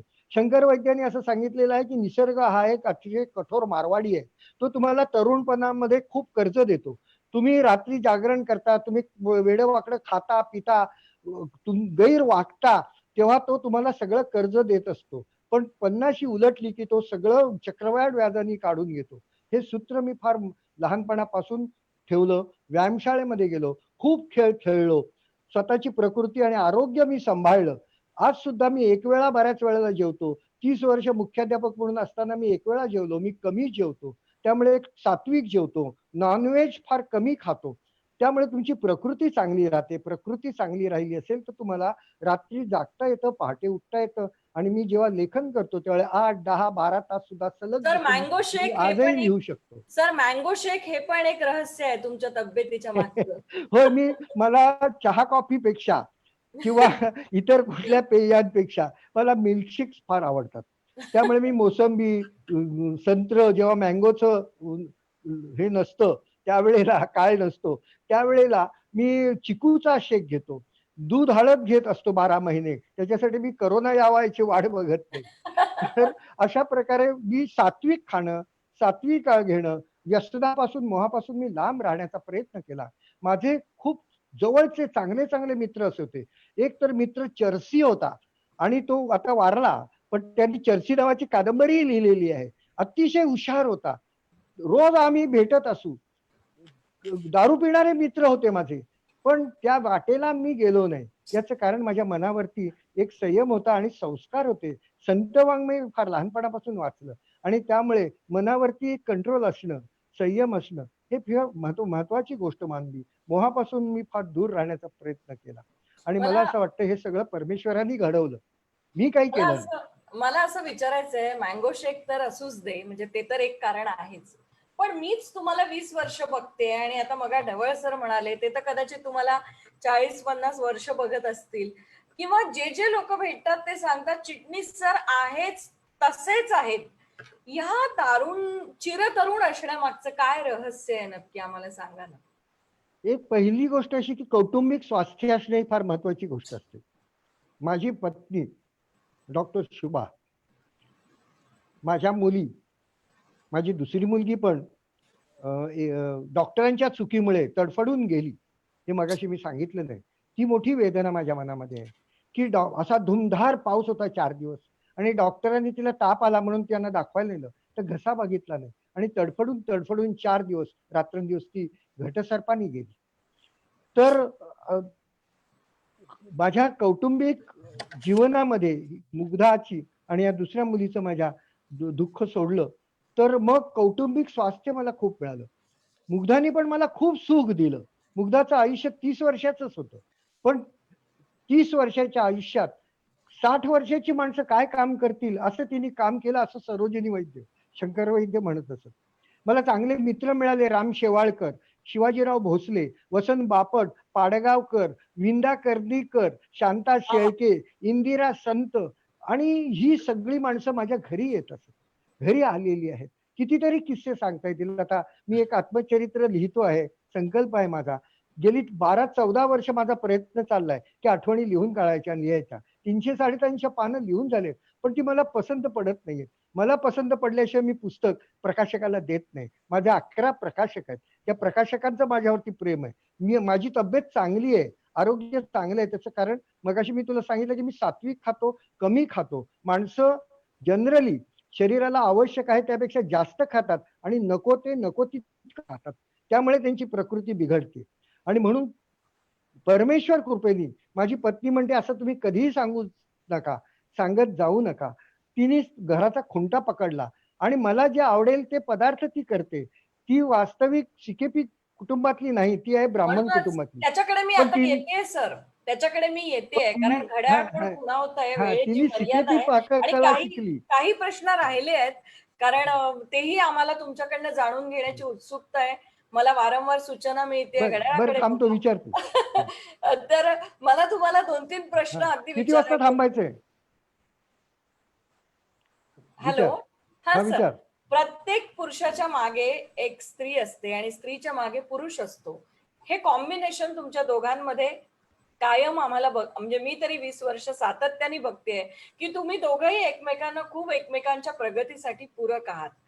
पण तरी सुद्धा भूतकाळ आठवला की आजही आनंद होतो, छान वाटतं, गुदगुल्या होतात, मज्जा येते. चिटणीस मॅडमना पहिल्यांदा कधी भेटलात ती आठवण जरा थोडक्यात आजच्या आम्हाला सगळ्यांना सांगा ना. मी हा विषय सहसा बोलत नाही आणि हा जाहीरपणे बोलू नये असं मला वाटतं. पण मी एक तुला सांगेन या संदर्भामध्ये की ती शिक्षिका म्हणूनच मला भेटली. हिंदीची शिक्षिका होती, BASTC होती आणि तिला माझं साहित्य लेखन आवडलं. तिला असं वाटत तिची उंची जरा कमी आहे, तिला असं आता उंच मिळावा आणि साहित्य नवरा मिळावा. त्यामुळे एक मित्र प्रिय आणि प्रतिला की BASTC तून नेड व्हावं, तिने व्हावं, तिने PhD तिने भाषणं करावीत, तिने व्याख्यानं द्यावीत, मार्गदर्शन करावं असं मला वाटत गेलं आणि माझ्या सगळ्या इच्छा तिने पूर्ण केल्या. आज सुद्धा मला जे आवडतं ते पदार्थ ती करते. आमच्यात सहसा कधी भांडण होतच नाही, वाद होतच नाही आणि भांडण करायला आम्हाला दोघांनाही वेळ नसतो. तिची 28 पुस्तकं झालेली आहेत. आम्ही दोघं टेबलाच्या 2 टोकाला बसून लिहितो आणि एकमेकाला डिस्टर्ब करत नाही. भांडण झालं तर पहिले सॉरी कोण म्हणतं? सहसा आमचं भांडण होतच नाही खरं सांगायचं तर, कारण भांडणाचे विषयच नाहीत आमच्याकडे. कोणत्या गोष्टीवर भांडायचं आणि का भांडायचं. आज सुद्धा करोना आहे, तुला सांगितलं तर आश्चर्य वाटेल की माझी पत्नी मला म्हणते तुम्ही कोणतंही काम करायचं नाही. मला त्याची लाज वाटते, कमीपणा वाटतो, अपराधीपणाचं वाटतं. पण गेल्या 3 महिन्यात तिने मला केअर काढू दिला नाही, लादी पुसू दिली नाही, स्वयंपाकच करते. लक्ष्मण रेषा आखलेली आहे स्वयंपाकघराला, उंबरठ्याला, की आज तुम्ही यायचं नाही. मला आमलेट आणि चहा याशिवाय दुसरे पदार्थ करता येत नाहीत. वाचन मी आज करावं, मी लेखन करावं, मी व्याख्यान द्यावं, मी कथाकथन करावं, आणि मी सतत घराबाहेर जास्त राहिलो. शाळेच्या काळात सुद्धा रात्री 12 वाजेपर्यंत डॉक्टर बेडेकरांकडे आम्ही रोज असायचो. 11 वाजल्यापासून 12:30 पर्यंत रोज 30 वर्ष. त्यानंतर कार्यक्रमासाठी मुग्धाबरोबर 6 वर्ष मी बाहेर होतो. सुट्टीच्या दिवशी कधीही घरी नव्हतो. आम्ही दोघेही बाहेर असायचो. हे सगळं तिने सांभाळून घेतलं असं मला तुम्ही वाटतं. अनेक आणि म्हणून तुम्ही 600च्या वर कथाकथनाचे कार्यक्रम केले. तुम्ही ठाण्यामध्ये अनेक संस्थांच्या निर्मितीमध्ये तुमचं खूप मोठं योगदान आहे. मग ते कोमसाप असू दे किंवा दुसरी वृद्धाश्रम असू दे, आणखीन काही संस्था असू दे, हे सगळं करत असताना तुम्ही लिहित पण होता, विद्यार्थी घडवत होतात, शिक्षक म्हणून तुम्ही अतिशय प्रसिद्ध होतात, तुम्ही उत्तम वक्ता होतात, पिता होतात, पती होतात. या सगळ्या भूमिका तुम्ही लिलया पेलत होतात, अजूनही पेलताय. इतकं सगळं करत असताना अरे ही गोष्ट करायची राहून गेली, अशी कुठली गोष्ट आहे का? पीएचडी. तू जसं PhD. पीएचडी केलंस ना, तर मला असं वाटायचं. पण नंतर मी माझ्या पत्नीला असं सांगितलं की जे मी केलं नाही ते तू कर.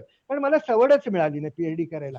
मी मुख्याध्यापक होतो, तर सर्वसामान्य मुख्याध्यापकासारखा नव्हतो. 7ला शाळेत जायचो, संध्याकाळी घरी यायचो. पुन्हा माझं साहित्यिक काम चालायचं.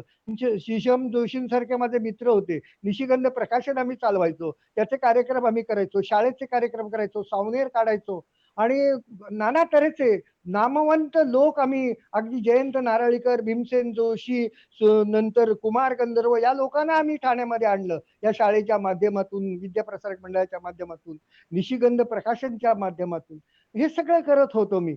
आणि ओढाताण व्हायचीच, ओढाताण, पण मला घरची काळजी नसायची. मी पुन्हा पुन्हा ते सांग. आणि दुसरी गोष्ट अशी की मी चिंता करणारा माणूस नाही, चिंतन करणारा माणूस आहे. क्या बात. त्यानंतर मला असं वाटत राहिलं की माझ्या मुलांना घडवत असताना मला असं वाटायचं की खूप मुलं हाताखालनं, हजारो मुलं गेली असं म्हणण्यापेक्षा मुलं किती हाती लागली शिक्षकाच्या, हे माझ्या क्या दृष्टीने बात. महत्वाचं. ही माझ्या दृष्टीने महत्वाचं. दुसरं मला असं वाटायचं की मुलांनी आपल्या नावाने, शिक्षकाच्या नावाने बोटं मोडू नयेत. त्यांनी आपल्यावर बोटावर आपल्याला मोजावं. क्या बात है, क्या बात है. मला सर एक आता जाता जाता एक शेवटचे 2 प्रश्न मला विचारायचे आहेत. मनोहर जोशी आणि तुमची मैत्री ही जगजाहीर आहे. त्या मैत्रीच्या अनेक आठवणी तुमच्याकडे असतील. तुम्ही त्यांच्यावर खूप सुंदर पुस्तकही त्यांचं चरित्र तुम्ही लिहिलेलं आहे. मनोहर जोशींबरोबरच्या आठवणीतला एखादा छोटासा किस्सा पटकन जाता जाता आम्हाला सांगा ना. मी सांगतो, मनोहर जोशी हे माझे अत्यंत जवळचे मित्र होते. तसंच हे महाविद्यालयाचे विद्यार्थी म्हणून सांगतो की बाळ तेही माझे विद्यार्थी, भावापेक्षा जास्त, रक्ताच्या नात्यापेक्षा जास्त नातं असलेले मित्र मला लाभले. मग त्याच्यामध्ये मगाशी मी काही नावं घेतली. बाळ आपटेचं सुद्धा नॅशनल फर्स्ट हे पुस्तक आहे. आणि बाळ आपटेच्या तो 12 साली गेला 17 जुलैला. आता काही दिवसांनी त्याचं 17 जुलै येईल परत. तर बाळ आपटे म्हणजे आम्ही रोज भेटणारे, एकत्र अभ्यास करणारे, मनोहर जोशी आम्ही एकत्र अभ्यास करणारी मंडळी. आणि बाळ आपटे गेल्यानंतर मोदींच्या हस्ते हायकोर्टामध्ये मुंबईच्या त्याचं पोर्ट्रेट लावलेलं आहे, हे लक्षात घ्या. असे मित्र मला मिळाले. मित्र चांगले मिळणं आणि आपल्या गुणवत्तेपेक्षा अधिक गुणवान मित्र मिळवणं हे फार महत्वाचं असतं. मी असं विद्यार्थ्यांनाही सांगतो. मला तसे मिळाले, माझ्यापेक्षा मोठे मिळाले मित्र, म्हणून मी मोठा झालो असं मी म्हणू शकेन. किंवा माझ्यामध्ये थोडीशी गुणवत्ता त्यामुळे आली. मनोहर जोशींच्या संदर्भामध्ये मी जेव्हा कोहिनूर क्लासमध्ये शिकवायला गेलो तेव्हा तो मला तासाला 1 रुपया द्यायचा. 1 तास शिकवलं की 1 रुपया. तेव्हा मी त्याला महिना झाल्यानंतर सांगितलं की मला एकही पैसा नको, विनामूल्य मी शिकवीन. तो म्हणाला, तू विनामूल्य शिकवणार असेल तर उद्यापासून येऊ नकोस. मला जे शक्य आहे ते मूल्य मी देतो. मी कुणाकडनंही फुकट काम करून घेत नाही. दुसरी गोष्ट अशी की मला तुझ्या किती डिग्री आहेत हे महत्वाचं वाटत नाही. तू किती चांगलं शिकवतोस हे माझ्या दृष्टीने महत्वाचं. मुलांना आवडणारा शिक्षक तो खरा शिक्षक, तो आदर्श शिक्षक. मुलांना समजून सांगेल, त्यांना अवघड वाटणारा विषय सोपा करून सांगेल, तो खरा शिक्षक. मला अजिबात एमएड नको आणि बीएड नको, पण तुझ्यासारखा शिक्षक मला हवाय आणि तो पगार घेऊन हवाय असं तो मला म्हणला. मनोहर जोशींबद्दल मी कितीतरी गोष्टी सांगू शकेन. आणि असे अनेक माझे मित्र आहेत. आज तुला सांगायचं तर एका विद्यार्थ्याचं नाव सांगायचं राहिलं ठाण्याचे जे जिल्हाधिकारी आहेत राजेश नार्वेकर ते माझे विद्यार्थी आहेत. आणि तो एक वेगळा किस्सा आहे, किती बोलू आणि किती नाही असं आहे खरं तर. तेच मी म्हणणार होते की ही मुलाखत खरं संपूच नाही असं वाटतं, कारण तुमच्याकडे अनुभवांचा, तुमच्याकडे तुमच्या ज्ञानाचा, तुमच्या असंख्य वेगवेगळ्या छंदांचा इतका खजिना आहे की 2 तास किंवा 1.5 तास हा कालावधी खूपच कमी आहे. पण तरी सुद्धा ही मुलाखत संपू नये असं वाटत असताना सुद्धा घड्याळ कुठेतरी खुणवतंय, थांबायला हवंय. पण तरीही जाता जाता एक शेवटचा प्रश्न विचारतेय, अगदी थोडक्यात 2 वाक्यात. आजच्या तरुण पिढीला तुमच्या अनुभवांच्या आधारावर तुम्ही काय संदेश द्याल? मी एवढंच संदेश देईन की तुम्ही कितीही शिकलात, कितीही पैसे मिळवले, कुठेही गेलात तरी एक उत्तम माणूस म्हणून व्हा. आणि आपण घेना बँक असण्याच्या ऐवजी आपण देना बँक असलं पाहिजे, असं जे यशवंतराव चव्हाणांनी सांगितलं तसं केलं पाहिजे. जे प्रदीप आज करतो आहे की तो लाखो रुपये नाटकातून उभे करून प्रकाश आमट्यांना देतो. देणं हे फार महत्वाचं आहे. समाजसेवा करणं आणि आपण समाजाला उपयुक्त होणं, माणसाचा जन्म आपल्याला लाभलेला आहे हे भाग्याचं आहे. 84 लक्ष योनीतून हा जन्म लाभतो. आपण डुक्कर झालो नाही, गाढव झालो नाही, मुंगी झालो नाही, किडा झालो नाही, माणूस झालो. या माणूस जन्माचं सार्थक करा असं मी तुम्हाला सांगेन. आणि कोणाही माणसाचा मत्सर द्वेष करू नका. त्या माणसाला आनंद द्या. आनंद देण्याकरता जन्म आहे. आपण एक आनंद यात्री असलो पाहिजे अशी माझी भूमिका आहे. आणि आयुष्याचं आपण सोनं केलं पाहिजे आणि इतरांना आपल्या मधून आनंद देताना नातेवाईकांना, मित्रांना, भावाला, बहिणीला, आईला, वडिलांना आपल्या संदर्भातलं नाव उच्चारल्यावर ताठ मान करून बघता आलं पाहिजे असं मला वाटतं. उद्या गुरुपौर्णिमा आहे आणि गुरुपौर्णिमेच्या पूर्वसंध्येला असं म्हणावंसं वाटतं तुमच्याकडे पाहून, गुरुर् ब्रह्मा गुरुर्विष्णू गुरुर्देवो महेश्वरा गुरु साक्षात परब्रह्म तस्मै श्री गुरुवे नमः. ठाण्यातल्या या महागुरूच्या बरोबर चाललेला हा संवाद, मनातला संवाद, तुमच्या आमच्या माझ्या मनातला संवाद, इतकं ज्ञान, इतकं वाचन, चौफेर व्यक्तिमत्व, पण उत्तम माणूस, निगर्वी माणूस, इतकं ज्ञान, इतके पुरस्कार मिळवल्यानंतर सुद्धा पाय मात्र ज्यांचे अजूनही जमिनीला याही वयात घट्ट तसेच रोवून आहेत, त्या अशोक चिटणीस सरांचा, काकांचा आज आपण काकांशी संवाद साधला. ही संवाद साधण्याची संधी मला महाविद्यालयानं दिली, त्याबद्दल मी त्यांची मनपूर्वक आभारी आहे. श्रोत्यांनो, आपली रजा घेते. आपण सर या व्यासपीठावर येऊन आपण आम्हाला मार्गदर्शन केलं, आपल्या अनुभवांचं शेअरिंग आमच्या बरोबर केलं, त्याबद्दल मी आपली मनापासून संस्थेच्या वतीनं आभारी आहे. धन्यवाद. प्रदीपचे आणि आनंद विश्व गुरुकुलचे मी पण आभार मानतो, धन्यवाद देतो. Thank you sir. मला इथे कोण उपस्थितांना प्रश्न विचारायचे असतील तर ते विचारू शकतात. मी त्यांना अनम्यूट करेल, त्यांनी रेज हँड करावं किंवा त्यांनी असं हात केला तरी चालेल. आमच्या संस्थेचे अध्यक्ष विलास टुसे सर यांना विचारायचा आहे प्रश्न, मी त्यांना अनम्यूट करतो. Sir please. सर, अतिशय दिलखुलासपणे आज तुम्ही गप्पा मारल्या.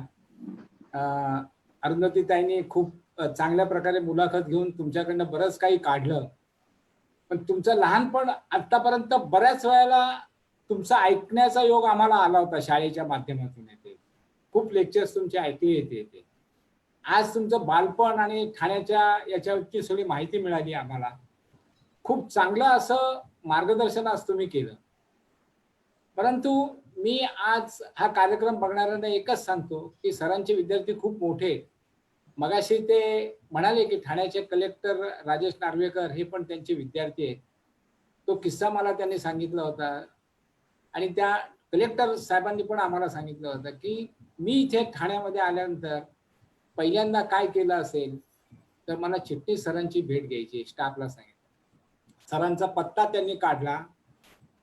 दुसऱ्या दिवशी जॉईन केल्यानंतर सरांच्या घरी, सरांना माहिती नाही कोण येणार आहे, बाहेर पोलीस उभे. सर पावसाळे काय झालं म्हणून येते आणि कलेक्टर स्वतः तिथे आले, सरांना नमस्कार केला. क्या बात. विद्यार्थी अतिशय चांगल्या पद्धतीने घडवलेला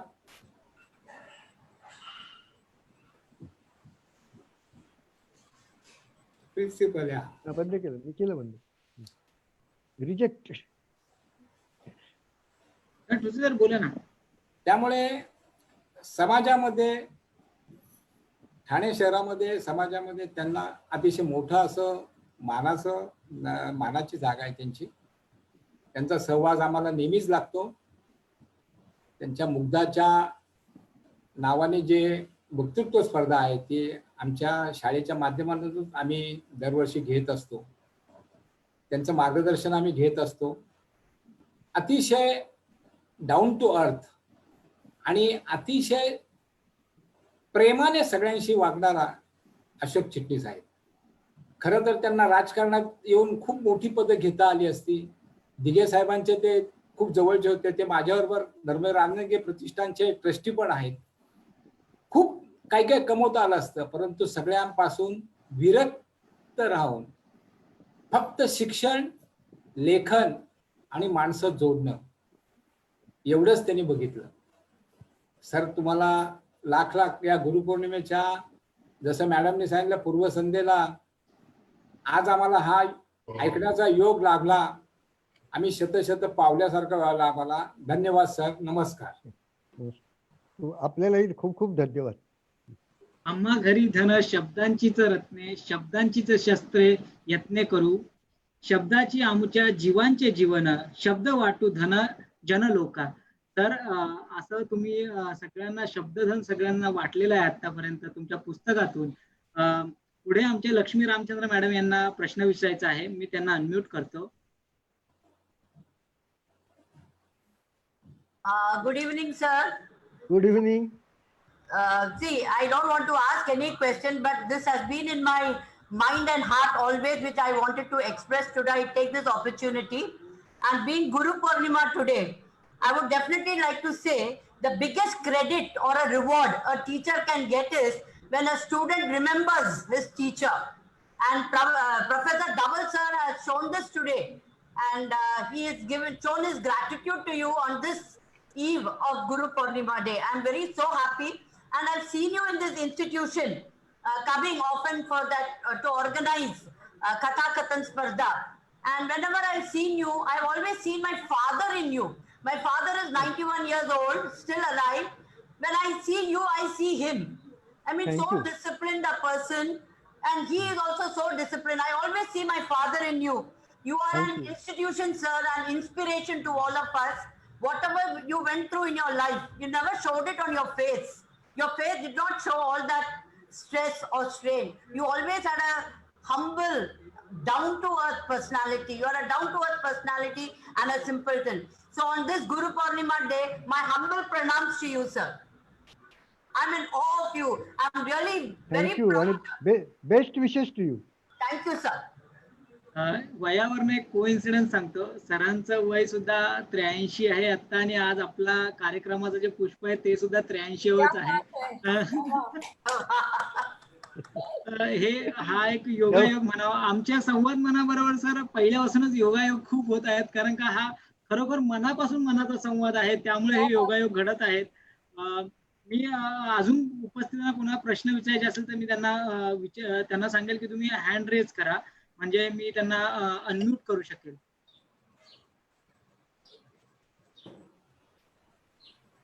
मी फक्त एकच सांगतो की सरांच्या मिसेस सुभा चिटणीसांनी एक वृद्धाश्रमावर ना पुस्तक काढलं, आणि त्याची आता दुसरी आवृत्ती पण निघालेली आहे. वृद्धाश्रम फक्त त्याच्यात माहिती दिलेली आहे. ते पुस्तक, दोन्ही पुस्तकं, पहिली आणि दुसरी आवृत्ती माझ्याकडे. तुम्हाला आश्चर्य वाटेल की सोशल वर्क करताना मला बऱ्याच जणांचे फोन येतात की मला कुठे चांगला वृद्धाश्रम असेल तर सांगा, हे करा ते करा. आणि आतापर्यंत त्या पुस्तकांच्या आधारे मी जवळजवळ 9 लोकांना निरनिराळ्या वृद्धाश्रमामध्ये त्या पुस्तकातले शब्द हे करून 9 लोकांना मी वृद्धाश्रमामध्ये ऍडमिशन मिळवून दिलेली आहे. वा वा. आणि ते पुस्तक सुद्धा म्हणजे मार्गदर्शन, म्हणजे पुस्तक लिहिताना आपण काय वृद्धाश्रमाचं काय पुस्तक आहे का काय ते, पण त्या वृद्धाश्रमाचा इतका फायदा झाला की त्याच्यात रेडी रेकनर एखादा कसा असतो ना, त्याच्याप्रमाणे सगळ्या वृद्धाश्रमांची माहिती संकलित केलेली आहे, इव्हन चार्जेस सकट. त्यामुळे एखाद्याला परवडणारा, न परवडणारा, फुकट किंवा कसं वयावे अशा पद्धतीचे सगळे वृद्धाश्रम महाराष्ट्रातले त्यांनी अतिशय चांगले संकलित केलेले आहेत. म्हणजे डॉक्टर शुभा ताईंचे पण त्याबद्दल खूप खूप मी आभार आणि त्यांना धन्यवाद देतोय. आता मी कार्यक्रमाच्या शेवटाकडे वळतो. आपण अंतिम टप्प्यावर जाऊया. मी आमचे गौतम बोलू का एक मिनिट, एक अर्धा बोला ना सर, बोला ना सर, बोला बोला बोला. बोला सर. बाळ आपणच्या श्रमामध्ये ऍडव्होकेट बाळासाहेब आपटे हा. कॉलेज ऑफ लॉ म्हणून दादरला आहे आणि ते महाराष्ट्रातलं नंबर 1चं कॉलेज मानलं जातं. करेक्ट. फार महत्वाची गोष्ट आहे. विधी महाविद्यालयाच्या दृष्टीने मी सांगितलं की आपल्याला त्या कॉलेजचा उपयोग होऊ शकेल. हो. Yes yes yes. दादा तुका म्हणे गुण चंदनाचे अंगी तैसे तुम्ही जगी संत जन. म्हणजे चंदन जसा घासल्यावरती स्वतःला नाही, आपण दुसऱ्याला जर घासलं तर त्याचा वास सुद्धा दुसऱ्याला लागतो. एवढा देण्याची वृत्ती अशोक चिटणीस सरांकडे आहे. मी आमचे विद्यालयाचे कोऑर्डिनेटर विनायक जोशी सर यांना विनंती करेल की त्यांनी आज आभार प्रदर्शन करावं. विनायक जोशी सर. तर थँक्यू. आज माझं खरंच भाग्य आहे की आजच्या कार्यक्रमाचे प्रमुख अतिथी आणि बेडेकर विद्यालयाचे माजी मुख्याध्यापक माननीय श्री अशोक चिटणीस सर यांचे आभार मानण्याची संधी मला इथे मिळाली. त्याची 2 मुख्य कारण आहेत. सगळ्यात पहिलं म्हणजे की मी वयाने लहान आहे, परंतु आमच्या संस्थेचे सचिव डॉक्टर प्रदीप ढवळ सर यांचे ते गुरु आहेत आणि म्हणून त्यांचे मला आभार मानण्याची संधी मिळाली. आणि दुसरं मुख्य कारण म्हणजे बेडेकर संस्थेच्या उभारणीमध्ये ज्यांचा मोलाचा वाटा होता त्या स्वर्गीय गुणाकर जोशी यांचा मी नात जावई, ते आज जरी नसले तरी त्यांच्यातर्फे देखील आभार मानण्याची संधी इथे मला मिळाली आहे. सर, मी पुन्हा एकदा तुमचं मनापासून आभार मानतो. आणि सरांना जसं आपण ऐकलं की त्यांना राष्ट्रीय आदर्श पुरस्कार मिळालाय, आदर्श पुरस्कार मिळालाय, ठाणे भूषण पुरस्कार मिळालाय. साहित्यिक क्षेत्रामध्ये आणि सामाजिक क्षेत्रामध्ये त्यांच्या मोठ्या योगदानाबद्दल देखील त्यांना अनेक पुरस्कार मिळाले. असं थक्क करणारा जीवन प्रवास आज आपल्याला इथे त्यांच्याकडनं ऐकायला मिळालाय. आणि शिक्षक कसा घडतो आणि विद्यार्थ्यांना कसा घडवतो याचं उत्तम उदाहरण म्हणजे फक्त अशोक चिटणीस सर. आज जरी पाऊस जोरात पडेल, तरी पाऊस जरी जोरात पडतोय तरी पण आज सर तुमच्या बोलण्यानी आणि तुमच्या शब्दातून आज खरंच प्रेरणेचा, उत्साहाचा आणि प्रोत्साहनाचा वर्षाव आमच्यावरती पडलेला आहे. आणि विद्यार्थ्यांना खरंच एक वेगळं मार्गदर्शन मिळालंय तुमच्याकडनं.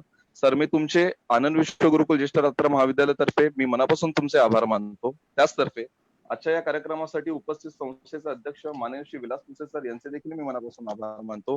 संस्थेचे सचिव डॉक्टर प्रदीप ढवळ सर यांचे मी आभार मानतो. त्यानंतर आमच्या आनंद विश्व गुरुकुल ज्येष्ठ रात्र महाविद्यालयाच्या प्राचार्य डॉक्टर हर्षल इकेते मॅडम यांचे मी आभार मानतो. त्याचप्रमाणे ज्युनियर कॉलेजच्या प्राचार्य डॉक्टर सीमा हर्डीकर मॅडम यांचे मी आभार मानतो. उपस्थित सर्व शिक्षक, शिक्षकेतर कर्मचारी आणि सर्व विद्यार्थी यांचे देखील मी आभार मानतो.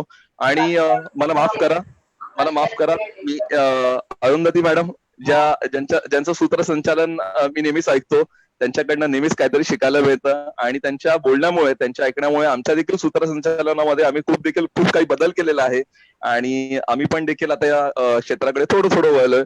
मॅडम, मी तुमचे देखील संस्थेच्या वतीने आभार मानतो. आणि आनंद विश्व गुरुकुलच्या परिवारातली आहे, त्यामुळे आता तुम्ही जेव्हा म्हणालात की तुमच्या सूत्रसंचालनात आम्ही काहीतरी शिकतो, त्यावेळेला सिद्धेश बागवे खूप हसतायत. तर आता ही प्रतिक्रिया सकारात्मक घ्यायची की नकारात्मक घ्यायची?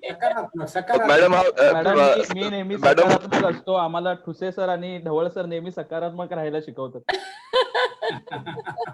तर मॅडम, मी तुमचे मनापासून आभार मानतो आणि आपल्या सर्वांची ते रजा घेतो. धन्यवाद. Thank you so much. जाण्यापूर्वी आपल्या नेहमीच्या प्रथेप्रमाणे उद्याचे मी वक्ते आपणास सांगू इच्छितो. उद्याचे वक्ते आपल्यासाठी खूप खास आहेत.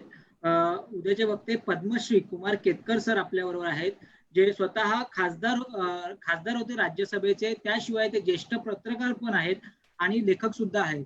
आणि त्यांची मुलाखत घेणार पंकज चव्हाण सर. तर उद्या नक्की संध्याकाळी 5 वाजता आपण पुन्हा भेटूया आपल्या संवाद मनाच्या यामध्ये. Thank you so much. थँक्यू.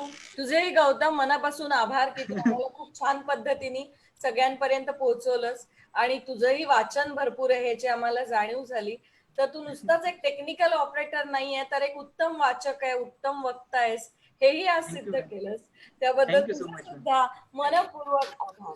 त्याचं परवा कीर्तन झालं आपलं ज्युनियर कॉलेजच्या कार्यक्रमात. अरे वा, क्या बात है, व्हेरी गुड.